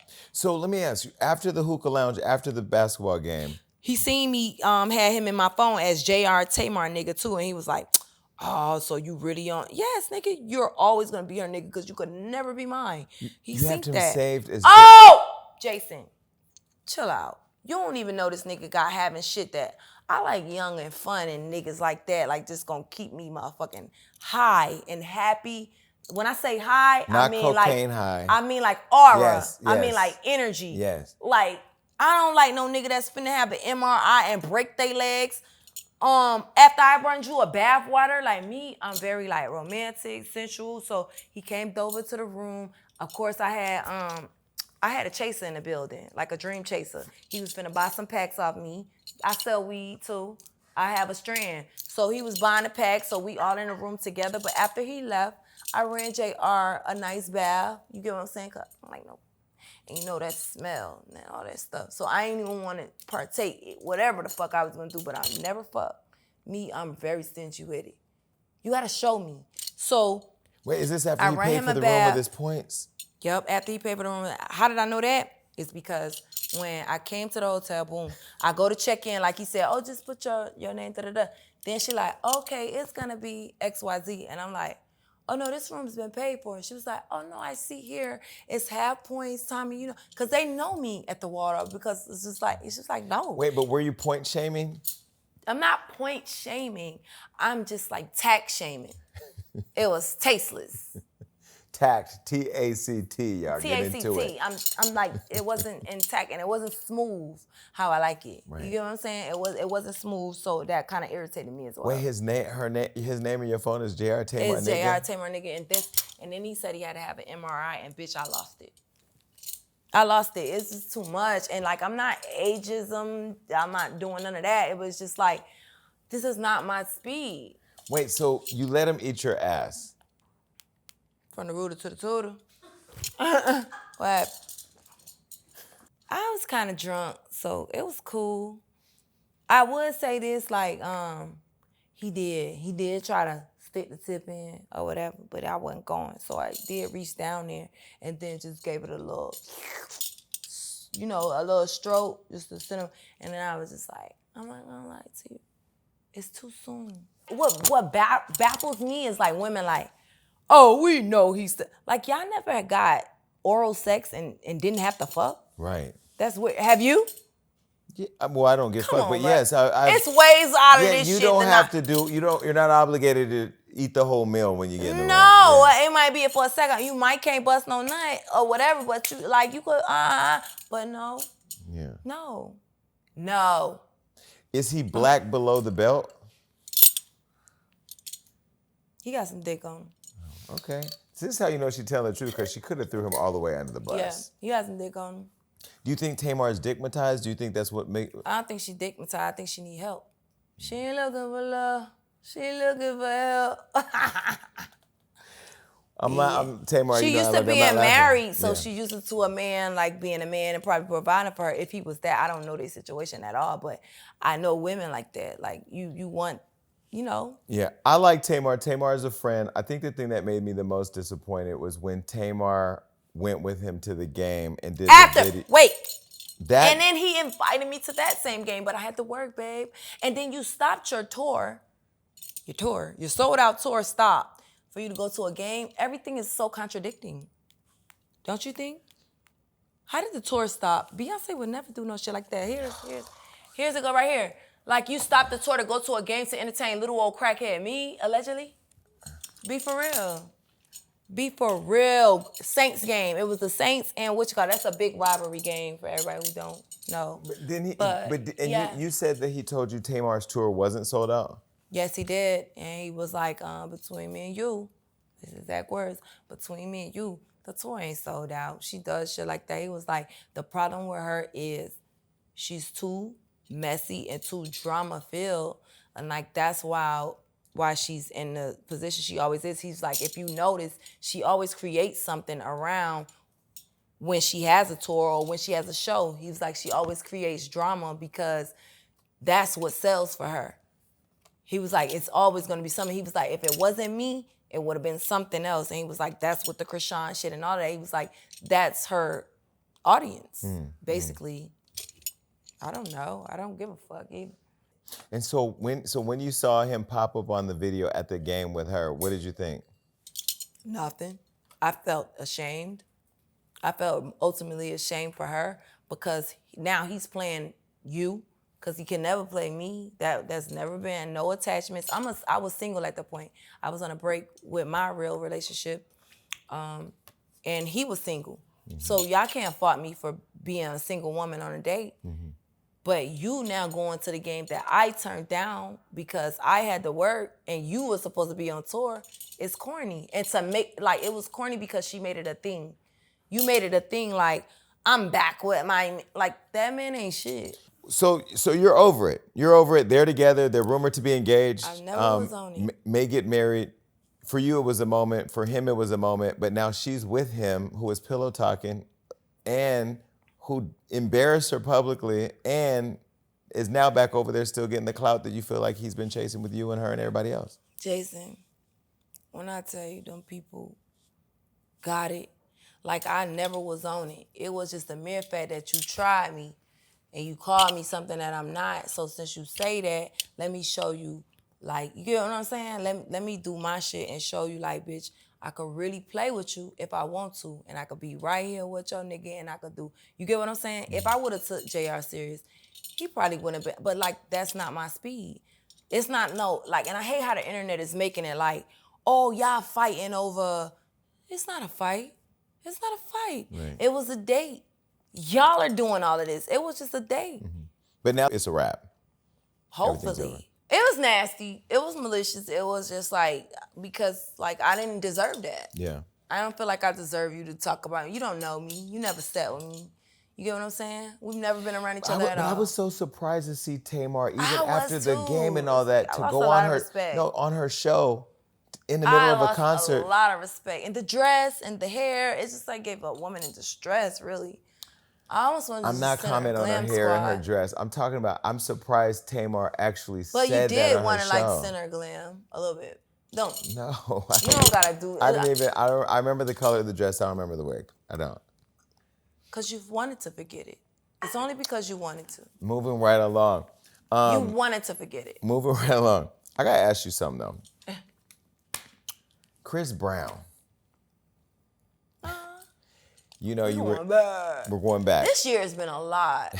It's been a lot. Would you agree? It's been a lot for me. It's been a lot. I love Chris Brown. You made the comments about his son. His son is cute. He's so cute. But so let me tell you this. Wait. Let me set this up before we get to it, because I just want to give you a chance to clear everything up. I love Tommie, and oh, by the way, Sky loves you too. Sky will never let Fly Taz Sky, our friend. Sky will never let you ever badmouth Tommie, question Tommie, or anything in her presence. She holds you down privately as much as she does publicly. I want to say that because I think it's important. The most. Yeah. Okay, you were in London preparing for your big match against Natalie Nunn, the Zeus Network whole Floyd Mayweather fight.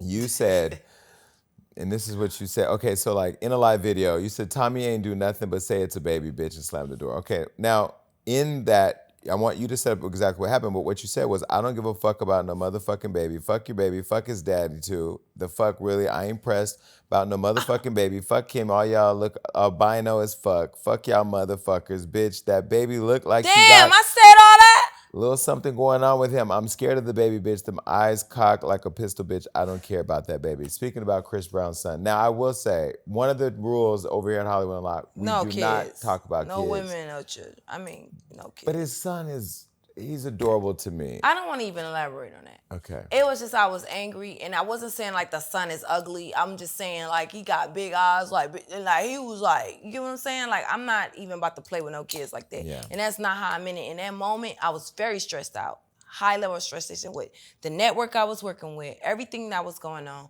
I was aggravated because I left that situation so it won't be anything. Those people stayed. They got in a fight. Jonathan, all of them, they got in a whole brawl over there and they wanted to blame me. Mm-hmm.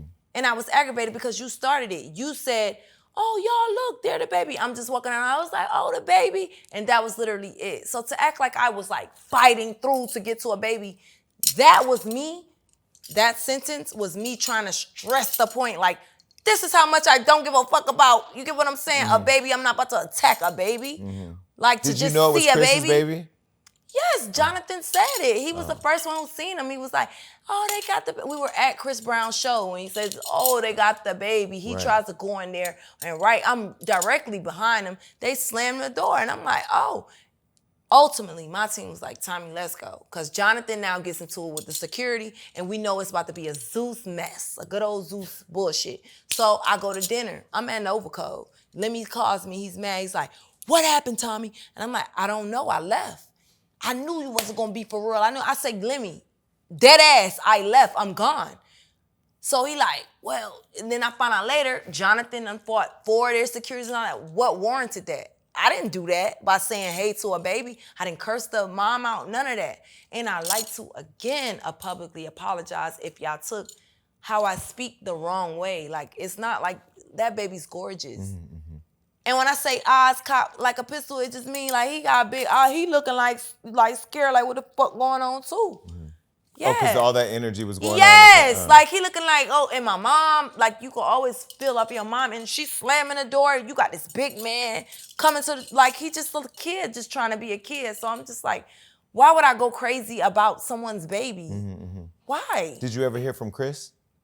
I haven't, but what Lemmy was telling me was like, Chris said Tommie was just being Tommie. Like, I think he understands. Like, he lives right around the corner from me. I've been to his house, like, I've never had no weird energy with him, and he knows ultimately, like, if somebody like me want to be disrespectful, it ain't gonna be like, it's not gonna be that. Mm-hmm. Like, I didn't mean it like that, but at that time, I was going through so much. Mm-hmm. You get what I'm saying? With them, with the spite shit, with that. Now y'all trying to blame me for something. It was just like, I was just, like, I'm keep being a blame for every fucking thing that go on, even if I try to part ways and don't even. I'm at a restaurant, bro. How am I still the reason that this nigga got in a fight with 4 people? You initially went to them people's room and said, that's the baby. I wouldn't even knew the baby was there until you said it. And I was like, oh, that's literally all I said. Do you think that's another instance of it's easy to shit on Tommie and throw something on Tommie? I definitely think that it heightens the situation that where everybody's in. Mm-hmm. And like, for Zeus, who's on like streams and shit like that, like, oh yeah, we're gonna take any clip and highlight that. Like, the whole motherfucking shit might not be as raw as what the fuck you think, but as long as we got this little motherfucker and we can show you this, that's gonna draw you to what we got going on, definitely. So, okay, now, the next day you get into the match with Natalie Nunn. What made you decide to go into boxing? Was that just... Money. Period. Money, because I ain't had no situation with her. Like, she actually, like, every day, I'm so obsessed with you. I love you. Let's go here. Let's go there. We had just got arrested. When? I mean, not arrested, but we just got, how do you call it? Where we missed that? It was here in LA. Like, we was with her side nigga. Her side nigga from Chicago. And he got pulled over because his tags wasn't right. Wait, Natalie has a side nigga? I think she got a couple of them. I be seeing a lot of niggas fucking on her, like, while we was working. Don't nobody know that? What? I think even her husband knows that. Side nigga, like they hang out, or side nigga like... No, like they fucking. Like, I've seen him in the bed, and I like, he's been like, you know what I'm saying? She playing with her pussy. I got videos of her. All of that. Like, with him asking me to come join type shit. What do you mean? Jason, you know this. Stop playing games. Stop playing fucking games with me, Jason. Tommie, what... First of all, This why I don't talk. This why. Everybody play green as fuck. Like I'm just saying stuff off the top I mean, of the my word head. is she got side niggas. I've never seen them, Okay, so I'm not lying. but you've seen them. I was with him. She brought me. She invited me. We went to the game with Lemmy. You get what I'm saying? We went to the game, and after that was with some niggas, and we wanted to go out to a few spots or whatever. We're driving down, and we get pulled over. Is So this I'm an like, eyewitness account? I ain't got shit going on, so I ain't tripping. Get out the car. Get on the ground. They told me cross my legs and put my hands. I'm like, what This the was in how you do Hollywood? this? In Hollywood? Yeah, this shit is on TMZ, nigga. I missed this. Yeah, but that was her side nigga. We woke up the next morning and she leave me with the rinky thing homeboy. He think he finna get some pussy boy. Move around, we'll lay over there. Like, we had a ball that night. I ain't gonna lie. But like, What we was her had husband? started having a lot of fun and I looked at her different, like, oh, all right, she cool. She all right.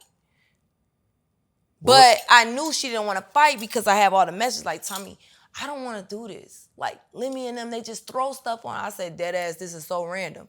Like, why they can't just let it be Floyd?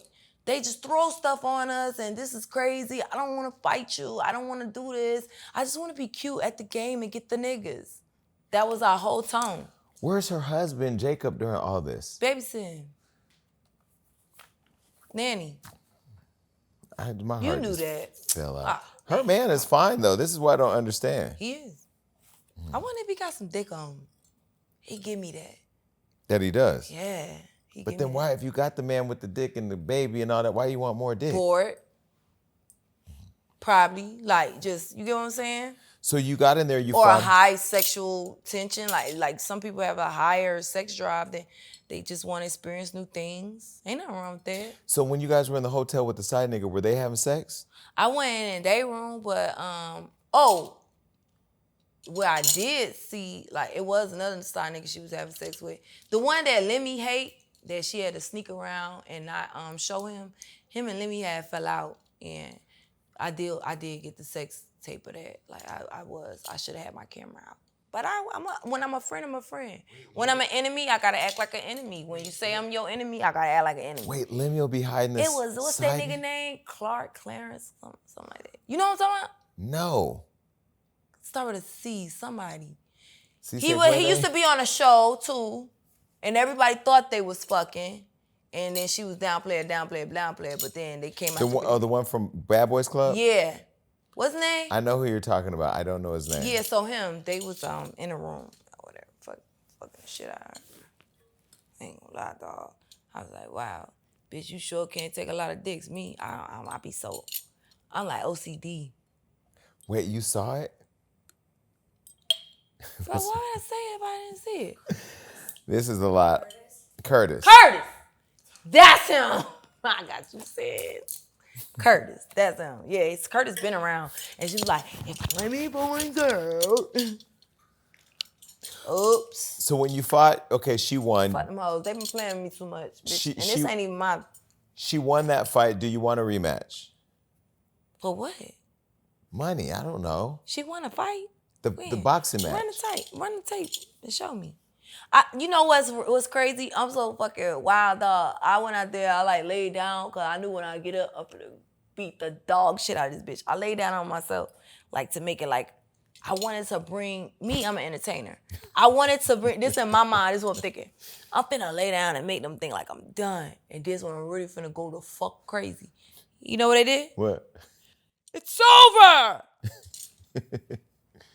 Were you drunk during the fight? fight? Was literally too sexy. Were you drunk during the fight? I couldn't possibly be drunk, but I did. My team did go get me a couple of shots and shit like that to like loosen up, because I really was like saying backstage like I want her unresponsive, and it was like, no, Tommie, you need to chill out. You wanted to kill her? No, unresponsive. Like beat her down, knock her out? Like unresponsive for a minute. Like beat her the way Curtis did?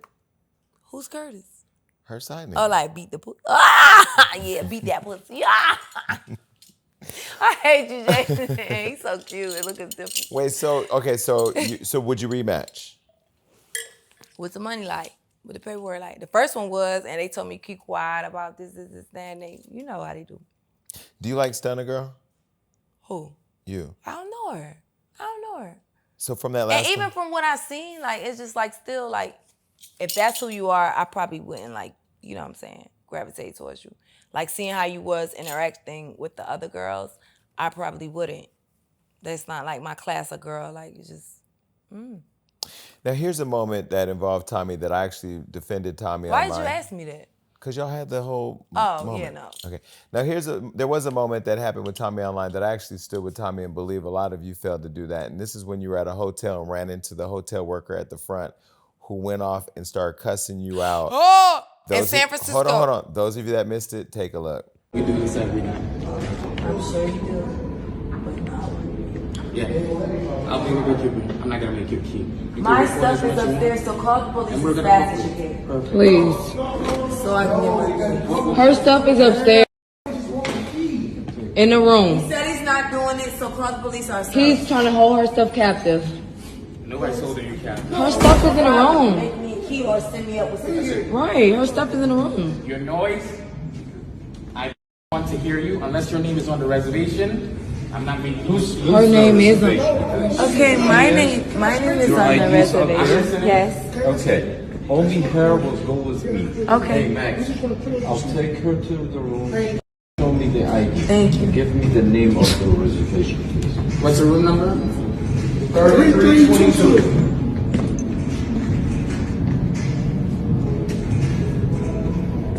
Too crazy. Listen, you ugly bitch. Don't talk to me like that. Who's okay? ugly? Don't Oh, talk to me like all that. right, got Don't call me you. a fucking coon. Don't call me a coon. What's your name? Your mother, get out of my face. Let me see the tag. When that happened, I was so surprised that more people didn't defend you. I mean, it was so aggressive and so, I mean, I thought he was going to punch you. Mm-hmm. What did you think in that moment? I was just upset because that was my sister recording, and like they thought it was me recording, but it was actually my sister, and she was doing the talking. So I had just gotten out of the fight, the situation, and we was shot at on the Zeus thing. That's when that girl you just mentioned, Stunner girl, yeah. her boyfriend shot at my Sprinter. So when we went back to San Francisco, I moved in my own way because I felt like it was like on some setup shit, of course, naturally. They so shot they at you shot, guys? yeah, we had a hole in the Sprinter, but he shot in the air, he shot at the bus. He didn't really want to hit nobody, but he was out there hitting bitches. And he struck my sister. So, you know, whatever come, like everybody just I got to say allegedly, but be safe. Yeah. No, it ain't allegedly, it happened, it's on video. yeah.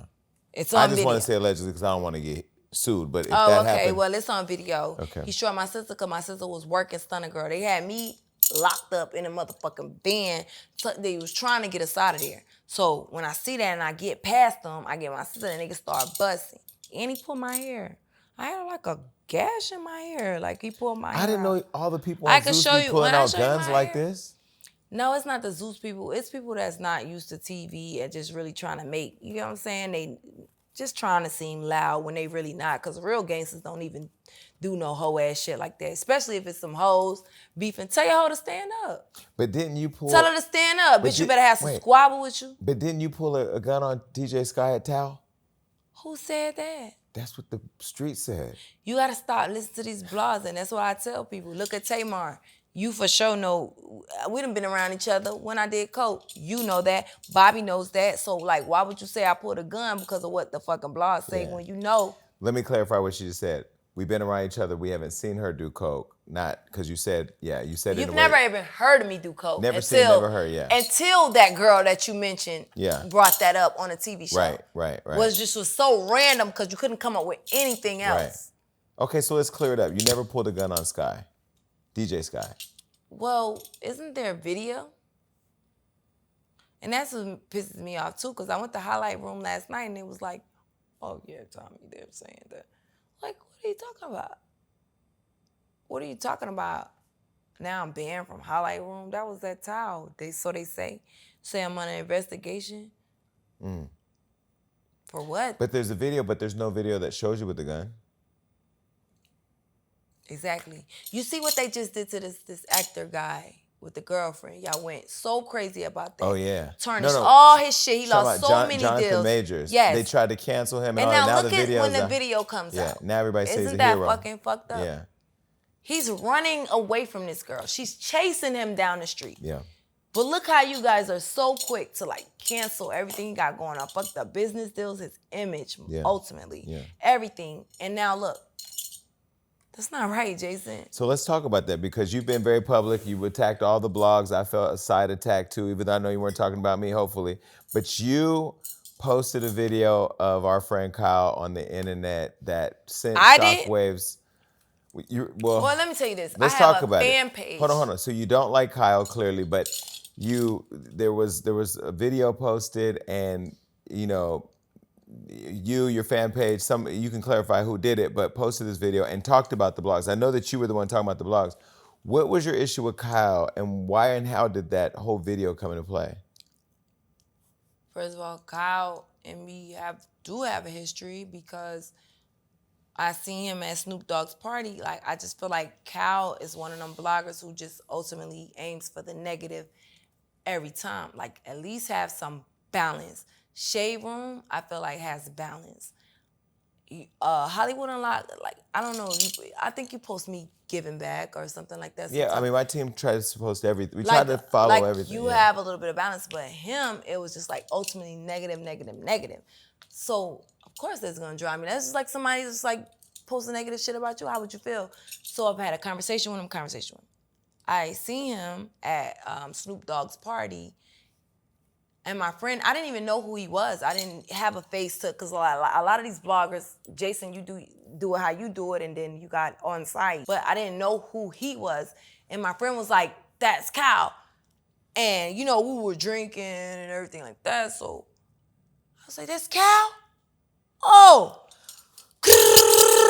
I run after Kyle, and then I finally get him, and I punch that nigga in his shit. Then boom, we around the car. Kyle.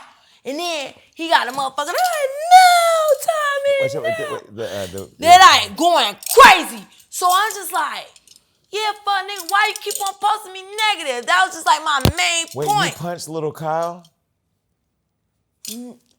That's what they said. And then the next day he had somebody call me and he was like, Tommie, I don't want no problems with you. We love you. I say, well, why you keep doing this to me? We got that understood. It's been years down the line, Jason. Wait, you jumped on Kyle? It's been years down the line, Jason. And now he's back on that. So I'm just like, hey, yo, Kyle, don't post nothing else about me, bro. Don't post nothing else about me.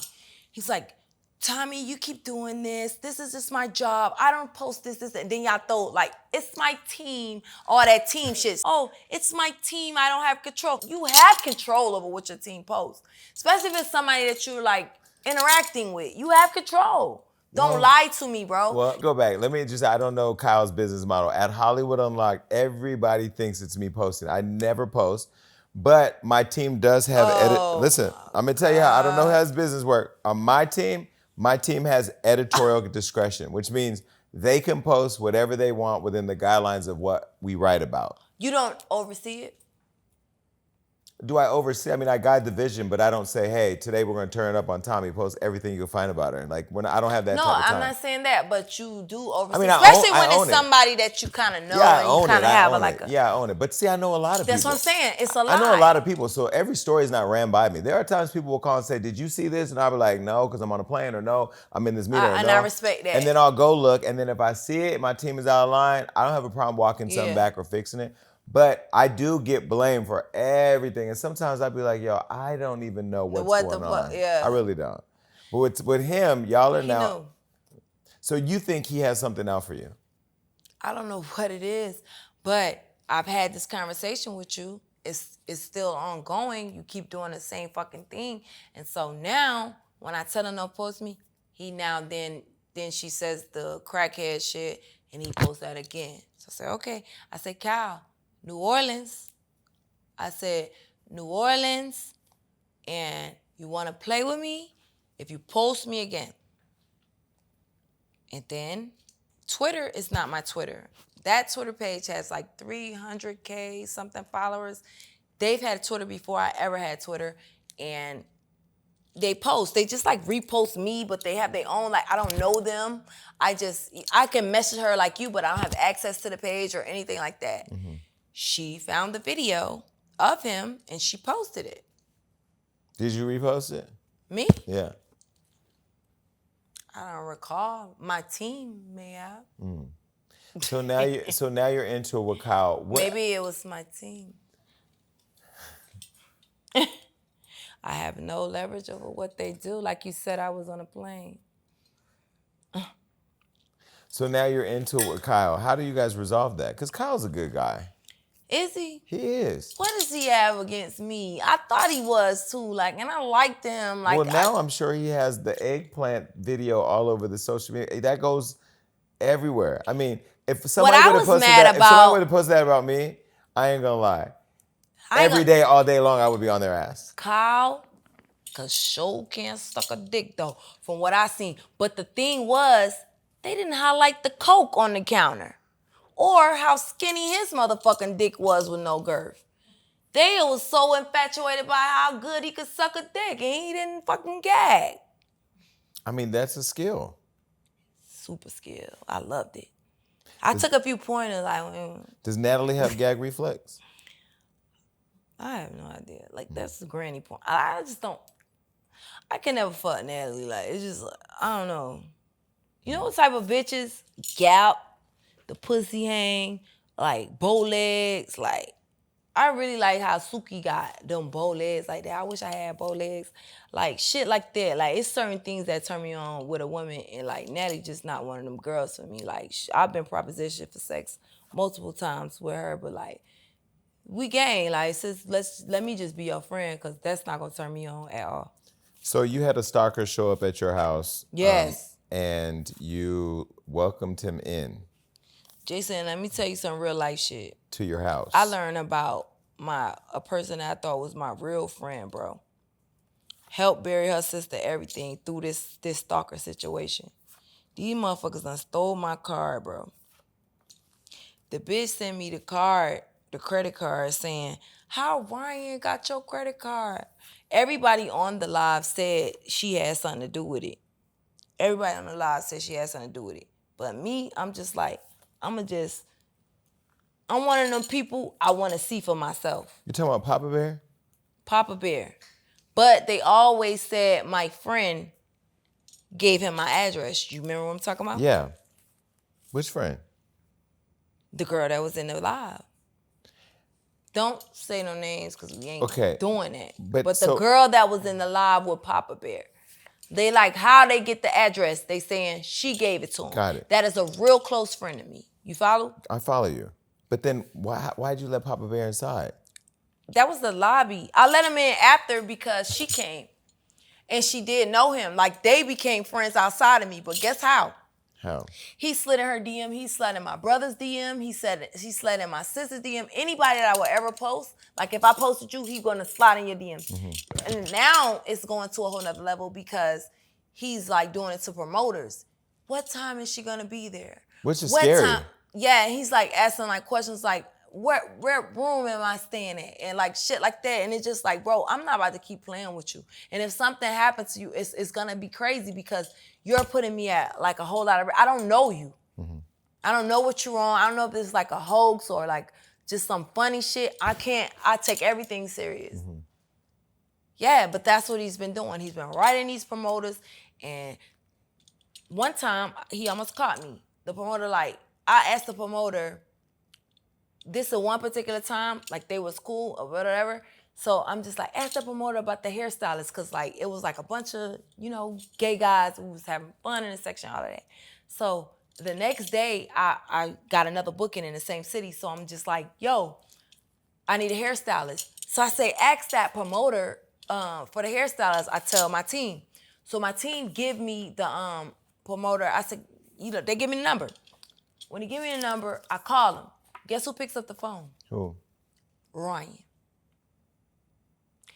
As soon as I heard the voice, and I'm like, this don't sound right. I hung up. The nigga keep calling back. How the fuck do you got? So I call my people. I'm like, this the promoter? He like, no. He was like, yeah, that's the promoter. That's the number that he gave me for the hairstylist.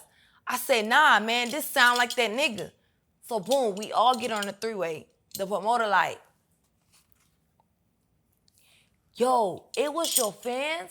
He was like, your fans, one of your crazy fans was asking me what time you gonna be here. He gave the whole motherfucker shit. What time you gonna be here? What's this is that? He was like, I got confused, my bad. So I say, what was his name? And he sent me all of that. It's Ryan. You don't think that's crazy? Right. You don't think that I should be like feeling no type of way? Like how as a promoter, he getting you mixed up with it. Like how are you even talking to a promoter out of town? Like, you know what I'm saying? I'm in North Carolina. Like how are you even, y'all in Miami, you done picked up, canceled your house, wherever the fuck you were. He say he sold. He say he lost $500,000 selling his house for you. Let me tell you how deep it is, Jason. I never got $1 from this man. Kiki, my other ex-friend, I think you might know Kiki. I don't fuck with her no more. Tight, I don't fuck with her no more. But let me tell you how crazy it is. I never gotten $1 from him, but everybody that all those people have gotten money from this man. Is he paying them to find out where you are and paying them for information, or paying them to just hang out, paying them to just be around and talk about me, and hopefully I will pop up on them and all of the shit. This is the fucking real shit. It's just like, when you say something about my kids, you was like, oh yeah, I know. Volley just got a Range Rover. I say, nigga, the fuck nigga don't mention my. So when she came, you know I'm drinking. You seen me drinking wine in the video. Mm-hmm. When she came, on that live, we went upstairs. I had the nigga washing my dishes, all of that. Fuck nigga. Why'd you let him in your house? Cause he was with her now. Like, and I really want to get more details. Like, people think I'm slow or like stupid on some weird shit, but I really want to see y'all in front of each other, because I already see all these millions of people telling me like she phony and she set it up. So I want to see how y'all interact with each other, and I want to get y'all drunk. And I want to see, like, is this a plot with both of y'all against me, or is it really just you? Because this is my real friend. This is somebody that I really consider a friend. What did you get from watching them interact? Oh yeah, then he went into about my kids. He went into about my kids. I already got what I needed with her. Like, but after that, guess what? It hurt me so bad. You want to know what? What? This whole living with Ryan. Right now? This a friend. Like, I will go over there. Your sister had cancer. I will go over there and politic with your sister. You get what I'm saying? But just to make her feel happy, because she can't go outside, all of the shit. When your sister died, y'all called me with a dead body. It's like Boys in the Hood. Y'all want to see a dead body? You call me and FaceTiming me. Everybody crying in the background. I'm like, what's going on? This one I'm feeling Love and Hip Hop. They put a dead body on the phone with me, dog. It's your sister. I fly out there. This one I'm on TMZ. I fly out there immediately with no luggage. I'm finna go be with my friend. This is the type of person I am. I'm finna go be with my friend. Fly out there. You get me? Mm-hmm. They kicked me off the first plane. They say I was too emotional or whatever the fuck. They kicked me off. Bitch, you lining me up to steal my credit card and steal my, like, bro, you call me for this, that. I'm always there. Like, what's wrong with people? Mm-hmm. What is really wrong with people, my nigga? Mm-hmm. So, yeah. It's a lot. Mm-hmm. It's a lot. In between the funny shit y'all do on the internet, I got all this real life shit going on. Mm-hmm. All this real life shit going on. With people that I done slept in the bed with many of the nights. Like, never, you know what I'm saying? Done cook food, done flew you everywhere I'm at. Done bought you around every celebrity for a motherfucker to do me. My stylist, bro, BMAs. You know I can't wear this shit again. Mm-hmm. Stole. 12,000, just stole. This year, like, these supposed to be my real friends. Mm-hmm. You get what I'm saying? So let me ask you. The Ryan shit is not like this man just sit up here and tell us everything about this. Let me ask you a question, because I want to stay in this for a second. Why do you feel like you keep getting betrayed? Is it because I'm too nice and I don't really like how some people be standoffish from the get-go and like really get to the bottom of who people is before they deal with them. I don't do that. I just go off vibes, and that's not safe. But earlier in the interview, you said you want to get to a place where you can look back over your life and see the impact and see the things that you've done It's positively. gonna have to be with strangers, bro. But let me ask you, when do you take control of your life in the extent that maybe you take a break from the alcohol, take a break from all the friends, take a break from everybody who doesn't put you in that energy that you need to be the person you want to be? When do you do that?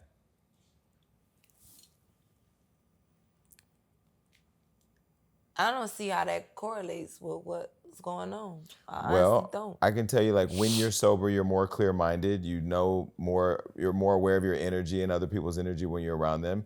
You don't do random impulsive things like I used to do, flying everybody out, taking everybody shopping, taking everybody on trips. Like, you start saving money. You know, have you ever thought of maybe just taking a break from liquor for a while? I have done that. Like right now, that's been my ultimate space. Like if I'm not working, like before I flew out here, like I've been in my house more than I've never been in my house as much as I've been in my house right now. Like every house I had, it's just like, oh, this is the house. You know what I'm saying? Let me pack on my bags and I'm going. So I've never been more in tune with a house than this Miami house right now. And when I'm in there,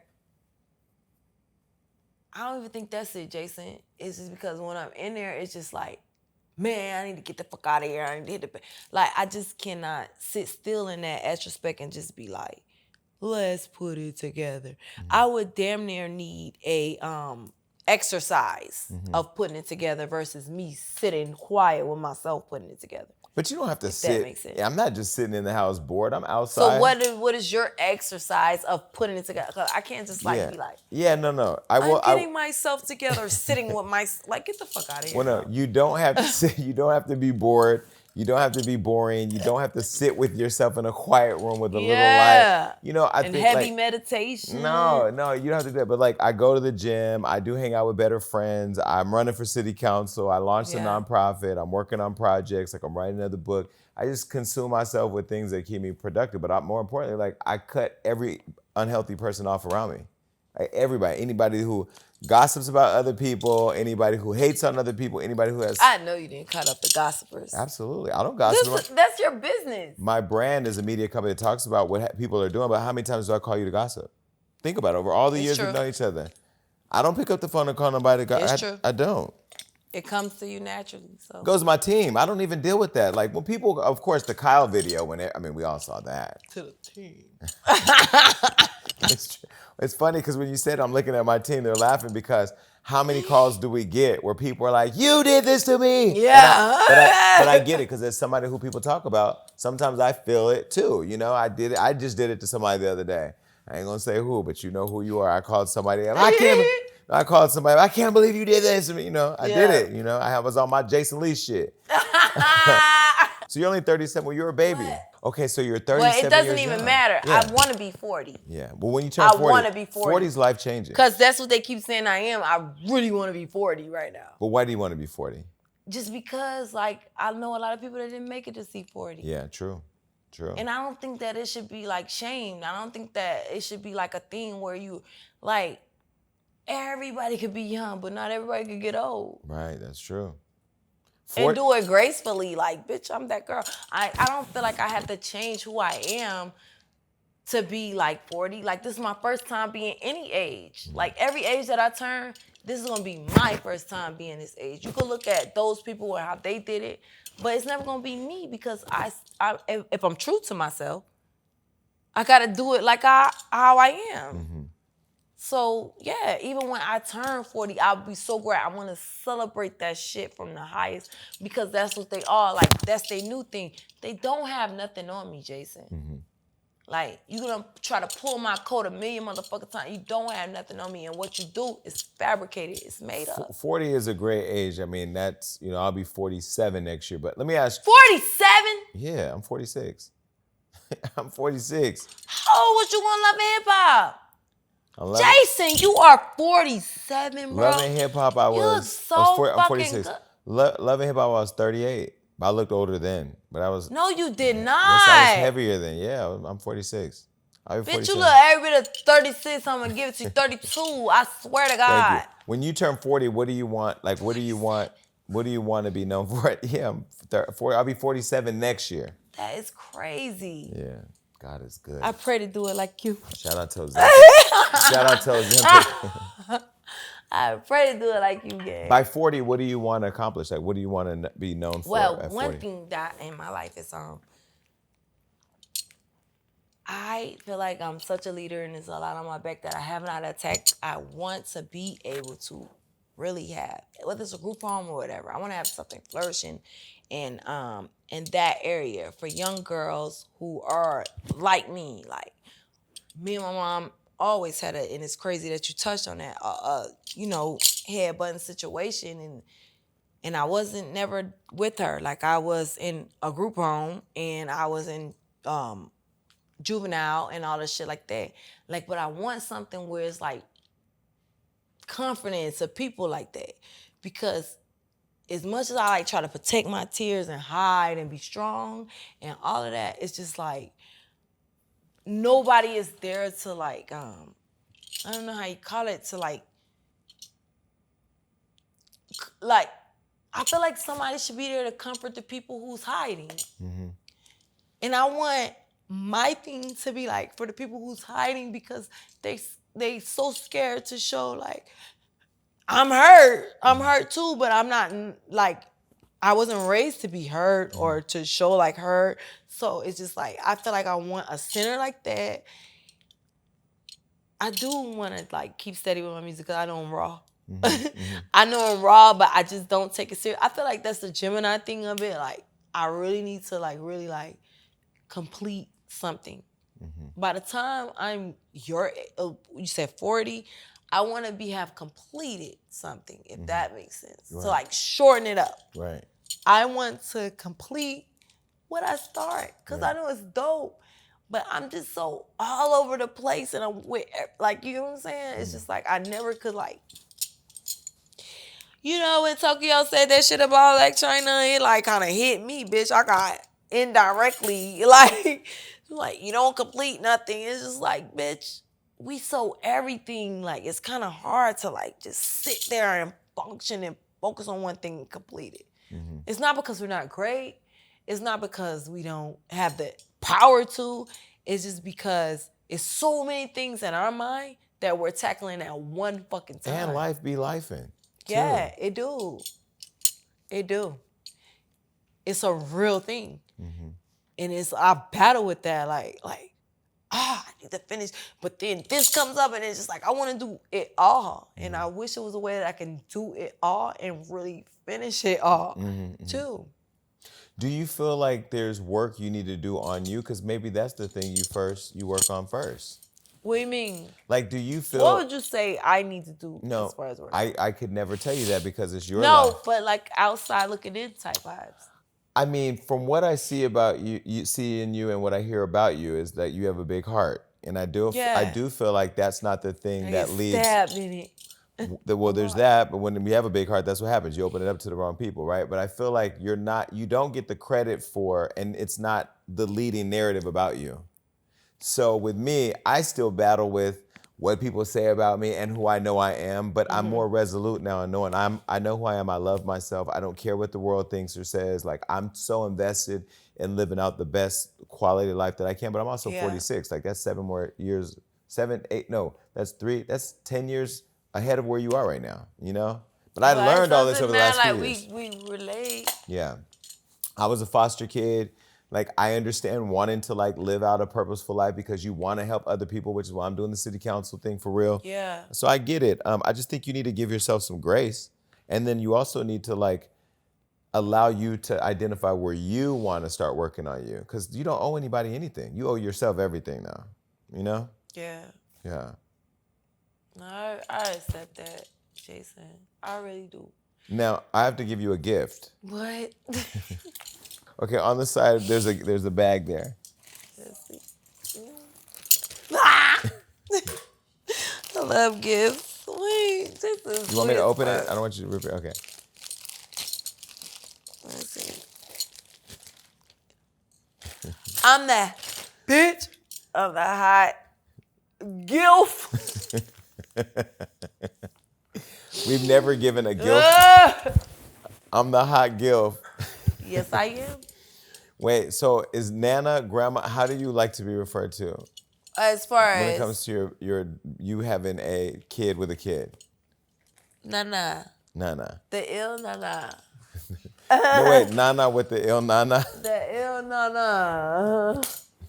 That's what you should have But you put. know what's cool? You get to be like the cool. I never had a cool grandma. My grandma was cool, but she was like 90, 80. Yeah. Like you could be the cool. You know what's crazier to me is like I don't even know how to like start processing how to be like that because like I'm so young. You're and young. It's just like it's the same thing probably for how my mom felt. Like I was young and I had babies so young and it's just like it was just love. And I can't be mad or like I would never did that, but I just really wish that she got to live her life differently from me and had a chance to like, you know, have fun and fuck up and do and without so much responsibility. Yeah.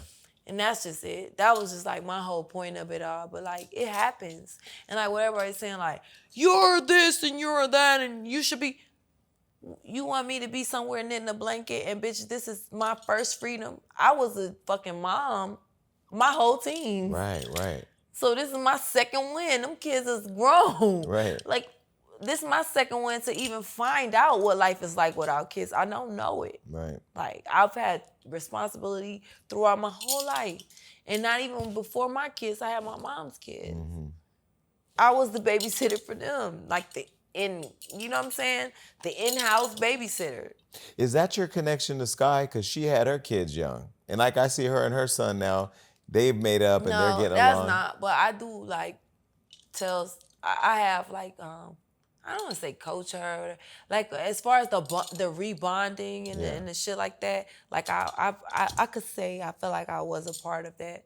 And, like, the stresses and the irate shit that she went through with them and, like, the highs and the lows, because it got low. Yeah. It got really low when she was just like, man, fuck. Like, you know what I'm saying? But I feel like people that watch us all on reality TV don't take into account we're all human beings with real feelings and like to open yourself up and be that vulnerable is a lot. It is the exact same thing that everybody's going through. Just y'all not popular. Y'all don't have a name.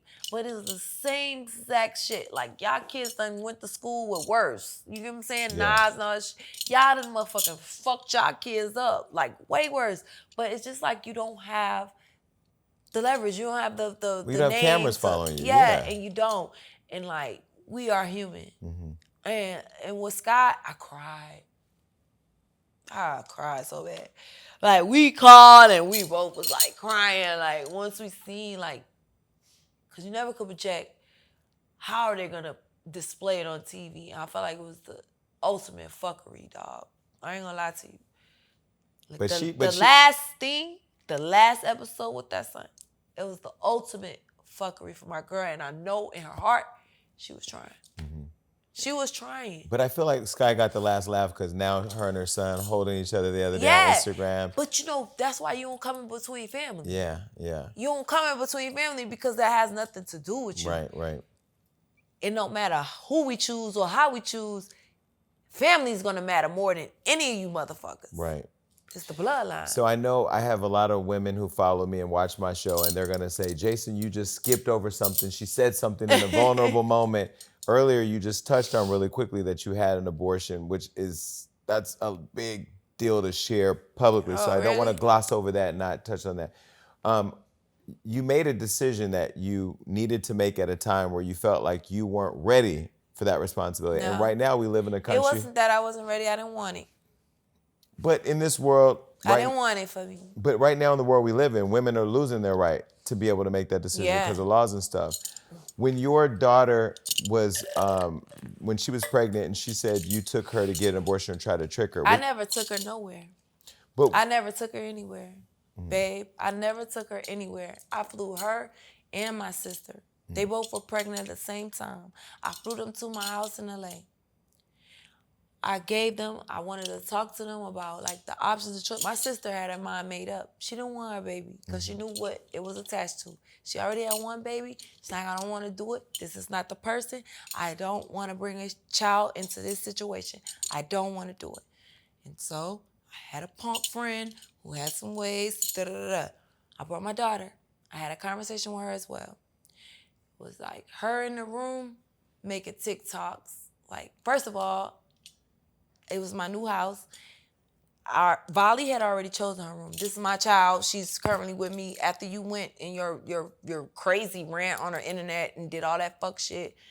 And I was not fucking with you at that point because you did, you know what I'm saying? So I still brought you. I want to help you. She wanted to have Volley's room. And I said, no, that's Volley's room. She already claimed that room. She still had my brother come and move her shit in Volley's room. So I'm just like, it's a lot right now. And you're doing it. So I'm like, Samari, so what are you going to do? What is your plan? What do you think is like, how do you see it? How do you foresee it? It was nothing. I'm asking this for days and days and days. My sister, she in the bag. I already know. I got you. I'm helping. Bang. I go in there one day, like you haven't given me any answer. You haven't told me anything, any plan. Like, even though you're young, like now you have to start planning. Now you have a responsibility. So I want to hear your mind frame. I want to hear what you're going to do.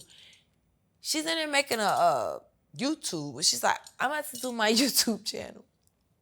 Says, Amari, you're pregnant. You have to figure out what the fuck you're going to, like, what are you talking about? No, I said, this is not a game. It's never going to be a joke. Life, yeah. It's not a game. It's not a YouTube famous because none of that. Like, what are you going to do? I'm trying to learn how I can help you. Like, you get what I'm saying? I don't want to press. I don't want to do too much. I don't want to end up on the news for being that person. And it went crazy from there. Yeah. She called her dad, I want to come back. I don't, all of this shit. So I'm like, cool. Then came the lies. Then came the knife. So I say, you know what? Yeah, go back. Go back. Believe everything designer, my kids from head to toe. I said, leave everything, because when you start cursing and doing this and that, fuck that. Mm-hmm. Leave all of my shit, you get what I'm saying? Mm-hmm. And then go back and start and do what you want to do. Because I had no ill intention. I'm not pregnant. I ain't got no baby. Bitch, I'ma pop this pussy every motherfucker where I want to. I'm in my second win. What's up? So you got disrespectful. So I'm just like, yeah, leave everything. My diamond necklace you got around your neck that I bought you for Christmas. Like all of that, leave everything because I felt hurt and I felt tried. After this, the police had to get called. You called the police on me. You told them to come there, that we're trying to do this and that. It's me, my brother, my sister, all of us grown. So we just letting her just go crazy. I feel like when bitches is pregnant, they get a whole nother, like, the emotional shit is unmatched. So the police come, and I'm just like, yeah, she's pregnant. She don't want to get, like, you get what I'm saying? She's making a YouTube. I don't know why she called y'all. Like, I'm really confused. You get what I'm saying? Yeah. But you can't disrespect me in my own house when I'm only just trying to help you. I'm only asking you, what is the plan? Like, I want us to be as a family playing together. It's not only just you. It's my sister too. Come to find out down the line, my sister's too far along. Mm. She like, cop out, I don't want to do it, sis. Am I going to leave her? No. Right. I'm still there with you.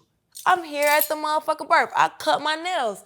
I came to the thing and I filmed it. I guess she thought that I was doing that to come now support her after she disrespected me so bad. It's not even your time. Like, you were so little, like, you were only like a couple of weeks. Right. Compared to my sister, she was 5 months. And you lied about that. So you were only a couple of weeks. So why would I be cutting my nails to come to Atlanta to like come and do what and sit next to you that I have not even talked to? After you disrespect me, after you done told all these lies on the internet, I still don't feel no hate in my heart for you. Mm-hmm. But she's gonna have a baby. Right. And she couldn't do what she did, so we gotta deal with it. But I'm showing my sister, I'm still with you. Mm-hmm. Still. And then that is when she took it like, oh, we tried to play her. No. She was too far along. That was that's what she wanted to do. And I hate to even talk about her business, but that's what she wanted to do. But I'm the middleman in both situations. Whatever y'all want to do, I was trying to help y'all. It's not gonna ever make me look bad, the shortcomings of your life. It just can't. Because I know the mom that I was, and everybody else do too. Your shortcomings is not, I feel bad and I hurt because I want you to know I know another way to do it. But you won't take my advice. So where are you guys now? Your relationship, are you good now? We were good, and now, like, she got in a fight with her sister. That was everywhere, and they put me in that too. Like, I just keep being in the middle of things, but you know your mom. You know that I'm not here to, like, you get what I'm saying? I don't want anything other than the best for you. Why would I? What do you want for Tommie? What do you want for you?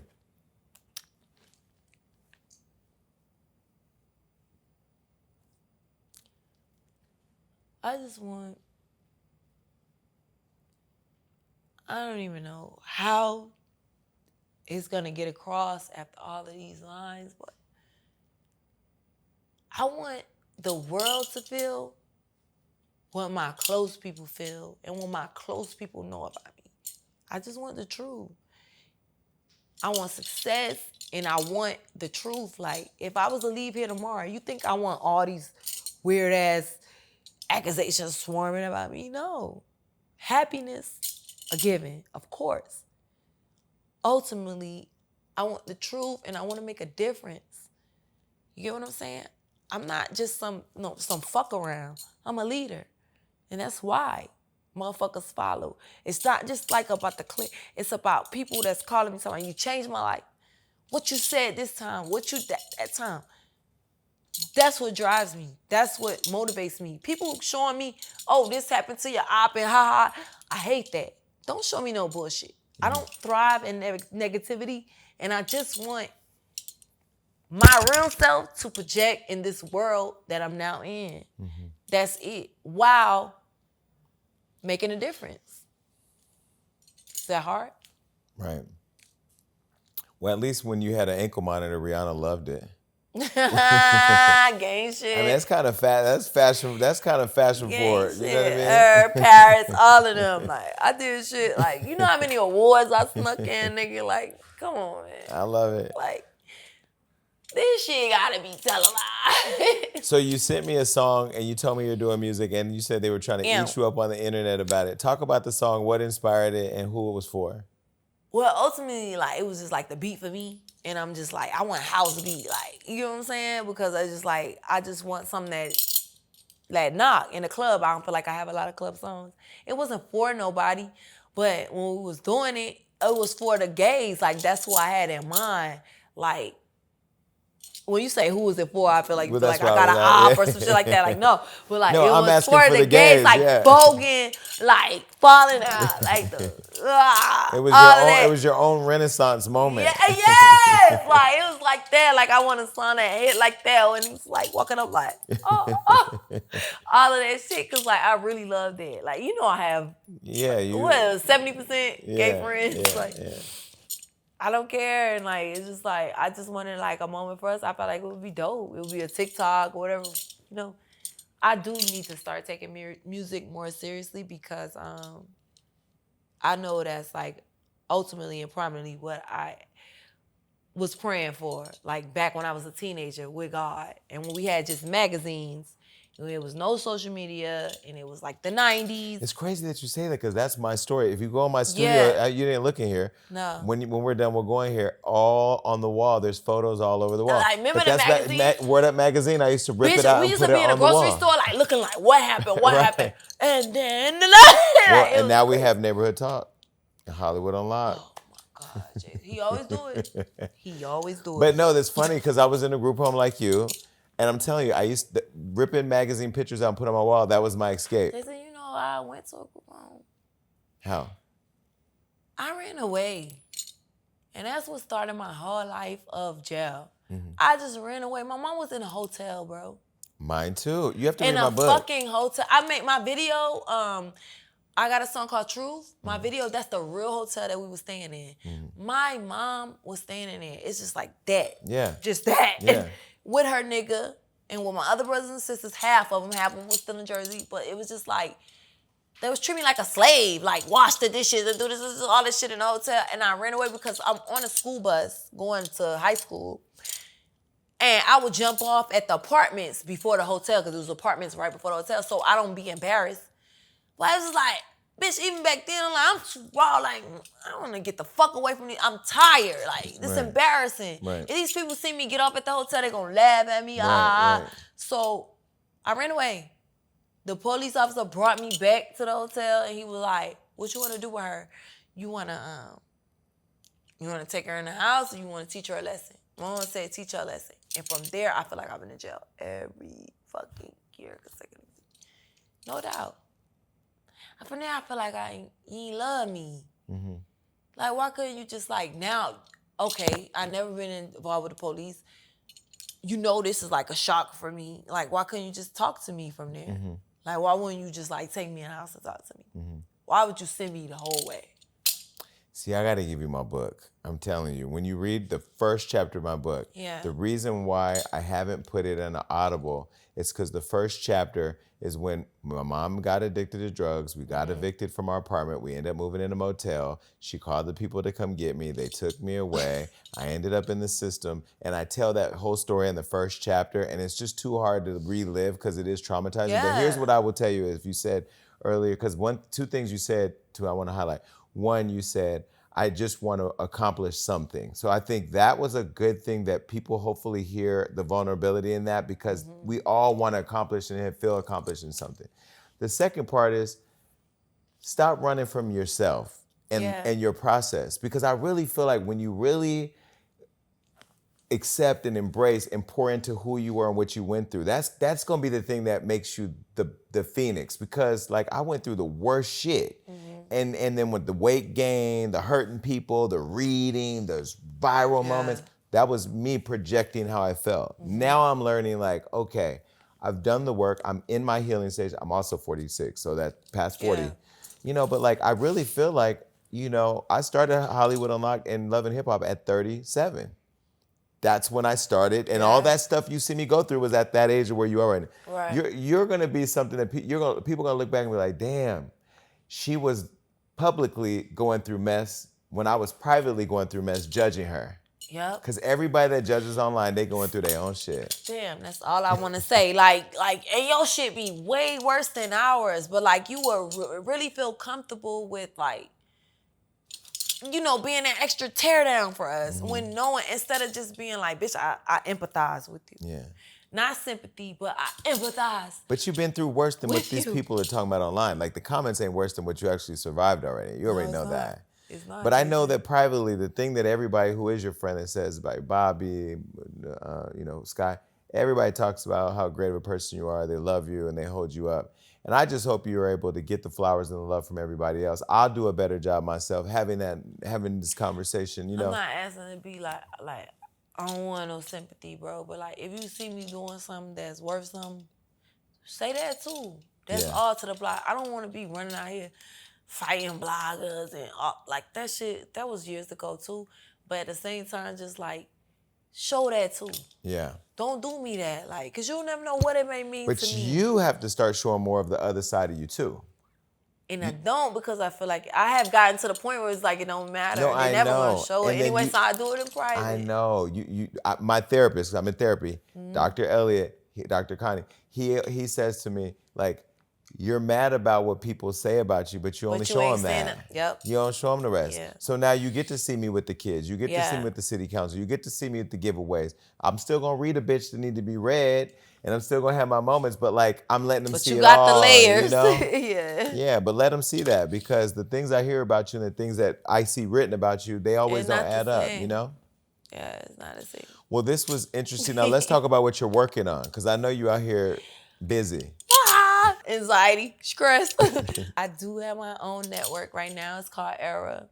And the most powerful thing I've seen right now is like QCP and Coach saying like what it takes to be an executive and how much you might not the first, second, or third run. Like this is like bro, I ain't never did nothing this big. And everybody depending on me. It's my own network. And I just want to give like everybody ultimately a chance. It's not a fighting show. It's not about none of that. It's just like friendly, competitive, if you will. Like if I have two chefs, it's like who's food? Like if I have two, I can't give like the whole thing, but everybody that's on there is like friendly, and it's not like it's dialogue. Yeah. It's real dialogue, and it's not like gonna be just on some just get in a house and figure it out type shit. So it's that, and I have other jobs. Like I'm giving out jobs right now, babe. I'm giving out jobs. I'm motherfucking the head of this shit, and like what drove me to that, what motivated me was Zeus, because it's like, damn, if this nigga let me could do this, I could do this too. Even if he don't fuck with me like that, like he's motivating. Right. He is. You get what I'm saying? No matter what everybody in the background saying, I run that. It's Lemmy. Yeah. And the people that's with him too, I don't know all their names, but it ain't just Lemmy. And that's not just his check and his creation. And then there's also VH1. And it was Mona. And it's just like everybody that I watched, now I'm in that position to give out some jobs and make this shit ours. And you know I want it to be real. It gotta be real, but it don't gotta be ratchet and classless. You know what I'm saying? I want to have some taste to it, and I really want it to be life-changing. Whatever I do, that's the end goal. Like, it's life-changing, and I don't want you to compromise yourself in any type of way. Let's get this money because it's out here. You get what I'm saying? Where can they apply to? It's Sherman Oaks. It's After Era.com. We're going to have a website. It's going to be on my bio, on, my page on Instagram and everywhere else. If you follow me on Twitter, I'm going to have everything down for y'all to be able to sign up. It's a streaming network. There's other networks that's $5.99. Bitch, we $3.99. What's up? We'll pull up and support Era, but we're not going to let Tommie get away that quick because that was the interview, but now it's time for the games. Oh, shit. All right, so here at the Jason Lee Show, we like to play games, and this is a game called Smash or Pass. It's a fan favorite. We're going to put up photos of people, but on the side of your chair, there is a paddle right there. And one side it says smash, the other side says pass. I'm just gonna put somebody's face up, Tommie. You're gonna know who they are, or maybe you will, maybe you won't. And you're just gonna say if you would smash or pass. All right. All right. The first person was just recently on the show, Terrell Owens. Pass? Yeah. He's hot. What I seen about his personality, like it don't fit with mine. He talked a lot about his personality here. He says like he's misunderstood the same way you said that. That's fine, but like. You still gonna pass? Yeah. Okay. But didn't your psychic say you wanted a ball man, or you were gonna get a ball? A ball man? Okay. Jason. Maybe not. Okay, another person that was just here on the Jason Lee Show. He one of them people. Let me say, I don't want to do it like that. I probably have to meet him in person. Like, you know what I'm saying? Yeah, he's like cool. Okay, the next person was just on Jason Lee's show as well, Omarion. He can dance. No, he looks so sexy, him and his brother, and when I be seeing they dick prints. Well, but I don't like. I'm like a personality girl character. Like I wouldn't smash him. Okay, so you need somebody with big personality. Yeah. Okay, this next person has a big personality. Okay. Tyrese. Not big personality, but like something that just. Tyrese. Pass? Too emotional. Too telling. You can't do an emotional type person? Too quiet. I can. In spurts. But the crying on the internet? No. No. I can't. And it's just like, I feel you. I could be your friend. Yeah. I could be a really good friend to him, but no. He'll write a song about you too. Okay. What about this next person? You would then become a part of the Kardashian clan. Rob Kardashian. You already see what happened with China, or just no? I know Rob. Are you friends with Rob? Yeah. Rob knows That's why everybody. me and Wendy Williams got into it. I know, but you guys are still friends. Yeah. I haven't talked to Rob in a while. I know Rob. I never had sex with him though. Okay. Okay, this next one is a legend. Hey Rob. Nas. Since I was a child, I always wanted to smash. You know, he still looks good for it's you like know? this mental and height thing, and it's so deep, and it's just like give you like comfort and like just hold me and talk to me and preach to me. Yeah, he give me that. I ain't gonna lie. So Nas can get it. Yeah. Okay. Still to the This day. next person's kind of hood. Boosie. Why are we passing on Boosie? Stop playing games. Huh? Stop playing games, Jason. I ain't got no time when nobody yelling and spitting in my face and then always with their shirt off and getting arrested and bitch like, God damn, let me do something. Bitch, we all doing the same fucking thing. Like, I cannot. No, I love Boosie as a person, but I can't see fucking him. No. Okay. All right. This next person is single for real. And he's an Aquarius. Hello. It ain't me. Blueface? No. One thing about Blueface, he's a funny motherfucker. He's hilarious. That's the same thing I feel like G Herbo, all them, like, I could really be around them. Yeah. You know, if you can make a bitch laugh. You get the draws. Yeah, but at the same time, it will take that. But, like, I really find him funny. He's intriguing. No. Nah. Never. Okay. This next one, would you shoot your shot with him? Tory Lanez. Get it, shoot your shot. He's tried a lot of times. But Really? yeah, we always wound up in a store in Miami because, you know, he stayed in Miami. We always wanted, but he's been with one of my friends. So it was like, I just feel like that was crazy. But even if he wasn't, like, would I intentionally, like, go seeking to, no, it's not my type. Okay. What about this one if you want to take you on a date to Wakanda? Michael B. Jordan. You know where you be from? Where? North. He's you know from he North? went to school with my sister. Oh. She know him very well. He's cute. He's moved. I don't know. I used to like him, but what somebody just said recently that kind of like made me like, oh, wow.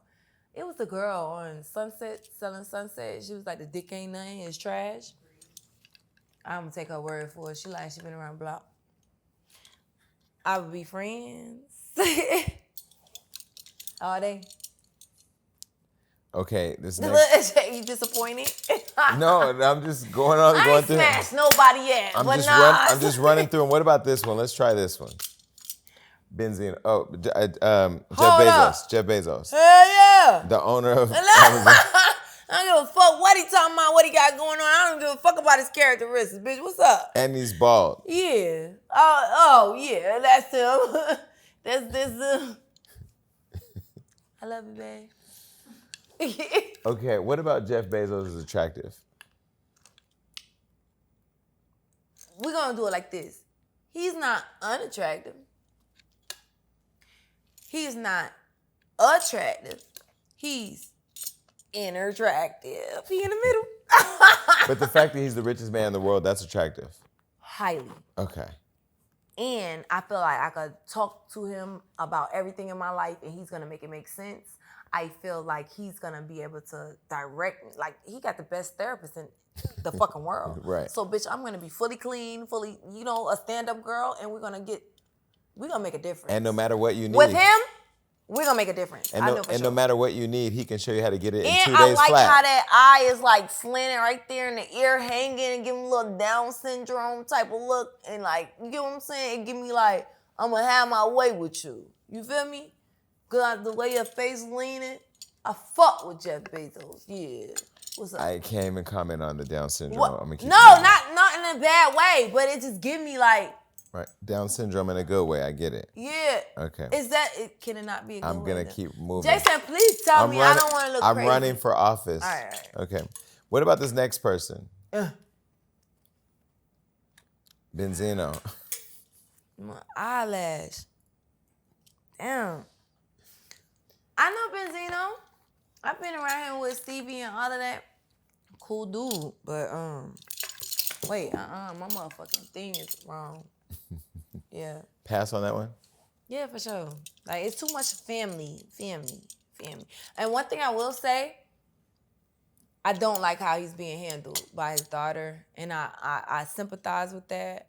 I'm empathetic towards that situation, what he's going through with his daughter, and it's really fucked up because I understand that. I've been in that moment with him, not to that magnitude, but I understand that, and I'm sorry, Benzino, and I fuck with you. That's what I want to say. What about this guy? He's bald. Joe Rogan. Who is that? Who the fuck is that? He's like one of the biggest podcasters in the world. I don't watch podcasts. I don't know. Okay, so we'll pass. All right. What about this one? He's recently getting divorced. Jeezy. He's bald. No. Pass? Mm-hmm. He used to date my friend like a long time ago. I like when he was just like on his other shit. But like, Okay, here's another bald-headed guy. Friend of mine, friend to the show. Floyd Mayweather. I like Floyd. Would it be like a drunken night after his fight and After his strip club? He has a strip club? after his strip club, girls cold, and then we go back to the room and I let him like me up. He's a billionaire too. Got the money. And I let him like, and then show me what's going on. I could say that's a maybe. Like, I like Floyd.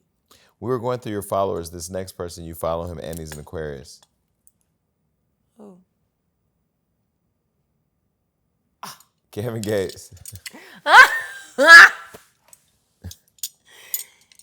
Me and Kevin had a wild night together. We had a wild night. Like, it was emotional.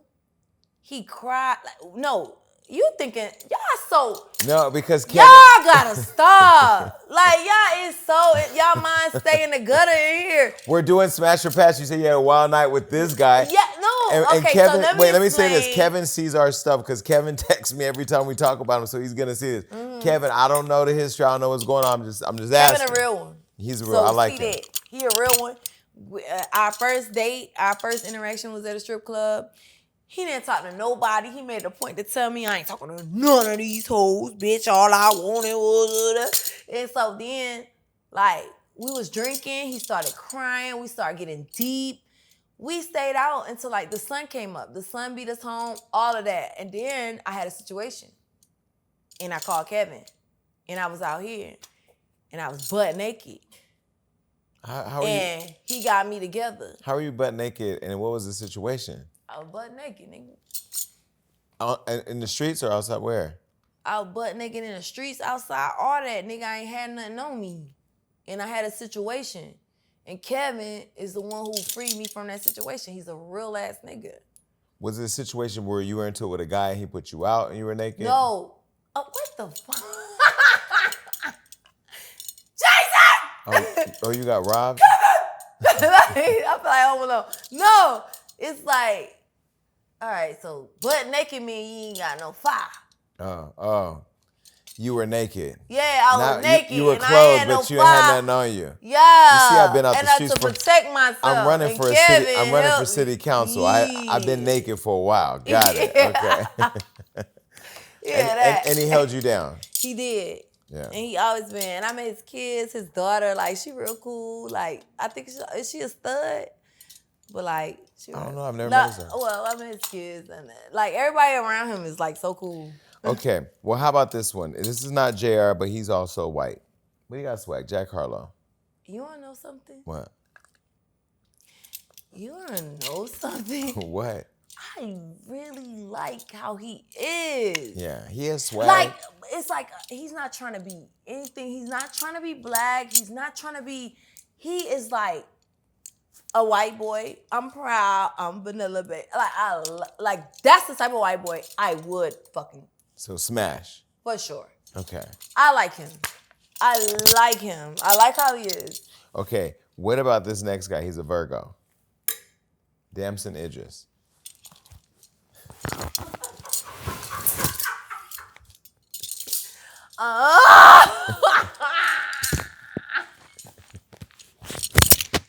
It's all because Wait your mic. Snowball.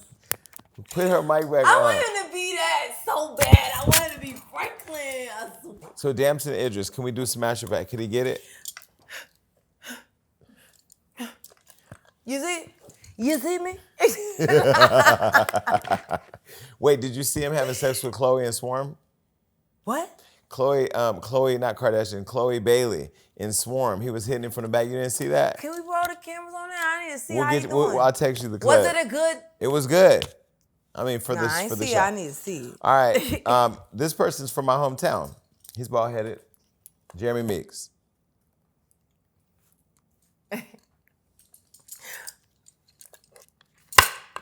It's like this. In the middle? I was in, we had did my first movie. What's that movie? As a matter of fact, Church of the Game 3. Uh-huh.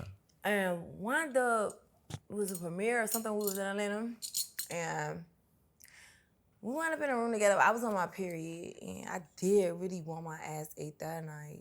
Like, I really did. When I'm on my period, I'm the horniest. That's why I got to be in a relationship. I have to stay in a relationship because, bitch, I'm fucking on the period, bitch. You don't like a little ketchup on your hot dog? Move the fuck around. I don't got time for it, bitch, because that's when I'm at my highest peak. Wait, so is it a requirement that your boyfriend has sex with you while you're on your period? What? What you say? But what if it looks like a murder scene? Like all No, it's not like that. I don't bleed crazy like that. And even if I did, it's gonna be a nasty, sticky mess. Fuck it up. So what happened when you and Jeremy were in the hotel room together? I had asked him about the scene when he was in there, cause they put his dick, like he was standing in a window, and I had asked him about the scene. I was like, so that was real? And he was like, they put a sock on me. And that kind of like. You've never seen his penis? It's on the line. I felt it that night because after he said that, like we had just been talking and I had felt it. Wait, where's his penis on? You've never seen his penis? No. Hold on, wait. Sit in your chair. I'm gonna. What? Hold on. Like, so that's how we had like kicked it off. We was at the premiere. And, I just like him because he like me. Like he's a, you know what I'm saying? He been through the life, and now look how he changed his whole life. Like I love that for him. He got the sexiest eyes, and I hope he could fuck good with all them tattoos and shit like that. You probably baptized me, nigga. Hello. Okay, I'm gonna show it to you. Ready? Oh no. It's like one. All right.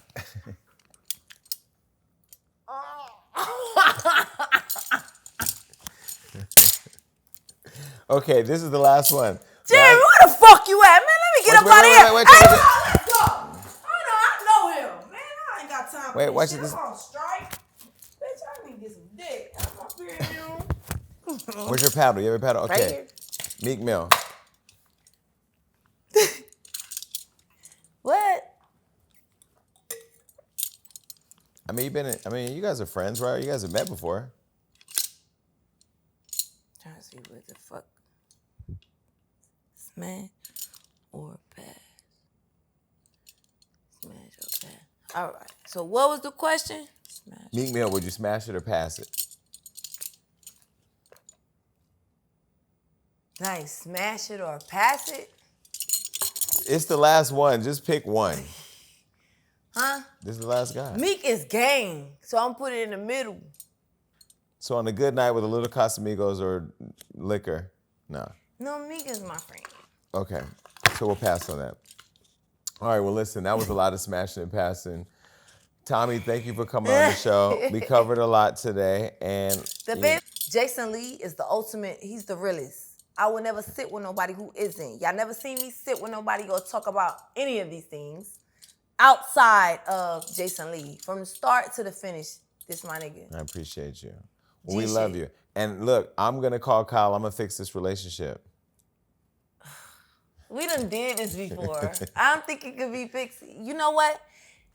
I went to sleep. He had a dick in his mouth. I woke up. I had a dick in my mouth. So now I'm hot. Now he done drug up some shit from... Okay, Tommie. No, that's it. Good night. Bye. Yeah. So, yeah. Hey, thanks so much for watching The Jason Lee Show. To watch more episodes like that, click right here. And if you want to see more, subscribe below and click that notification bell.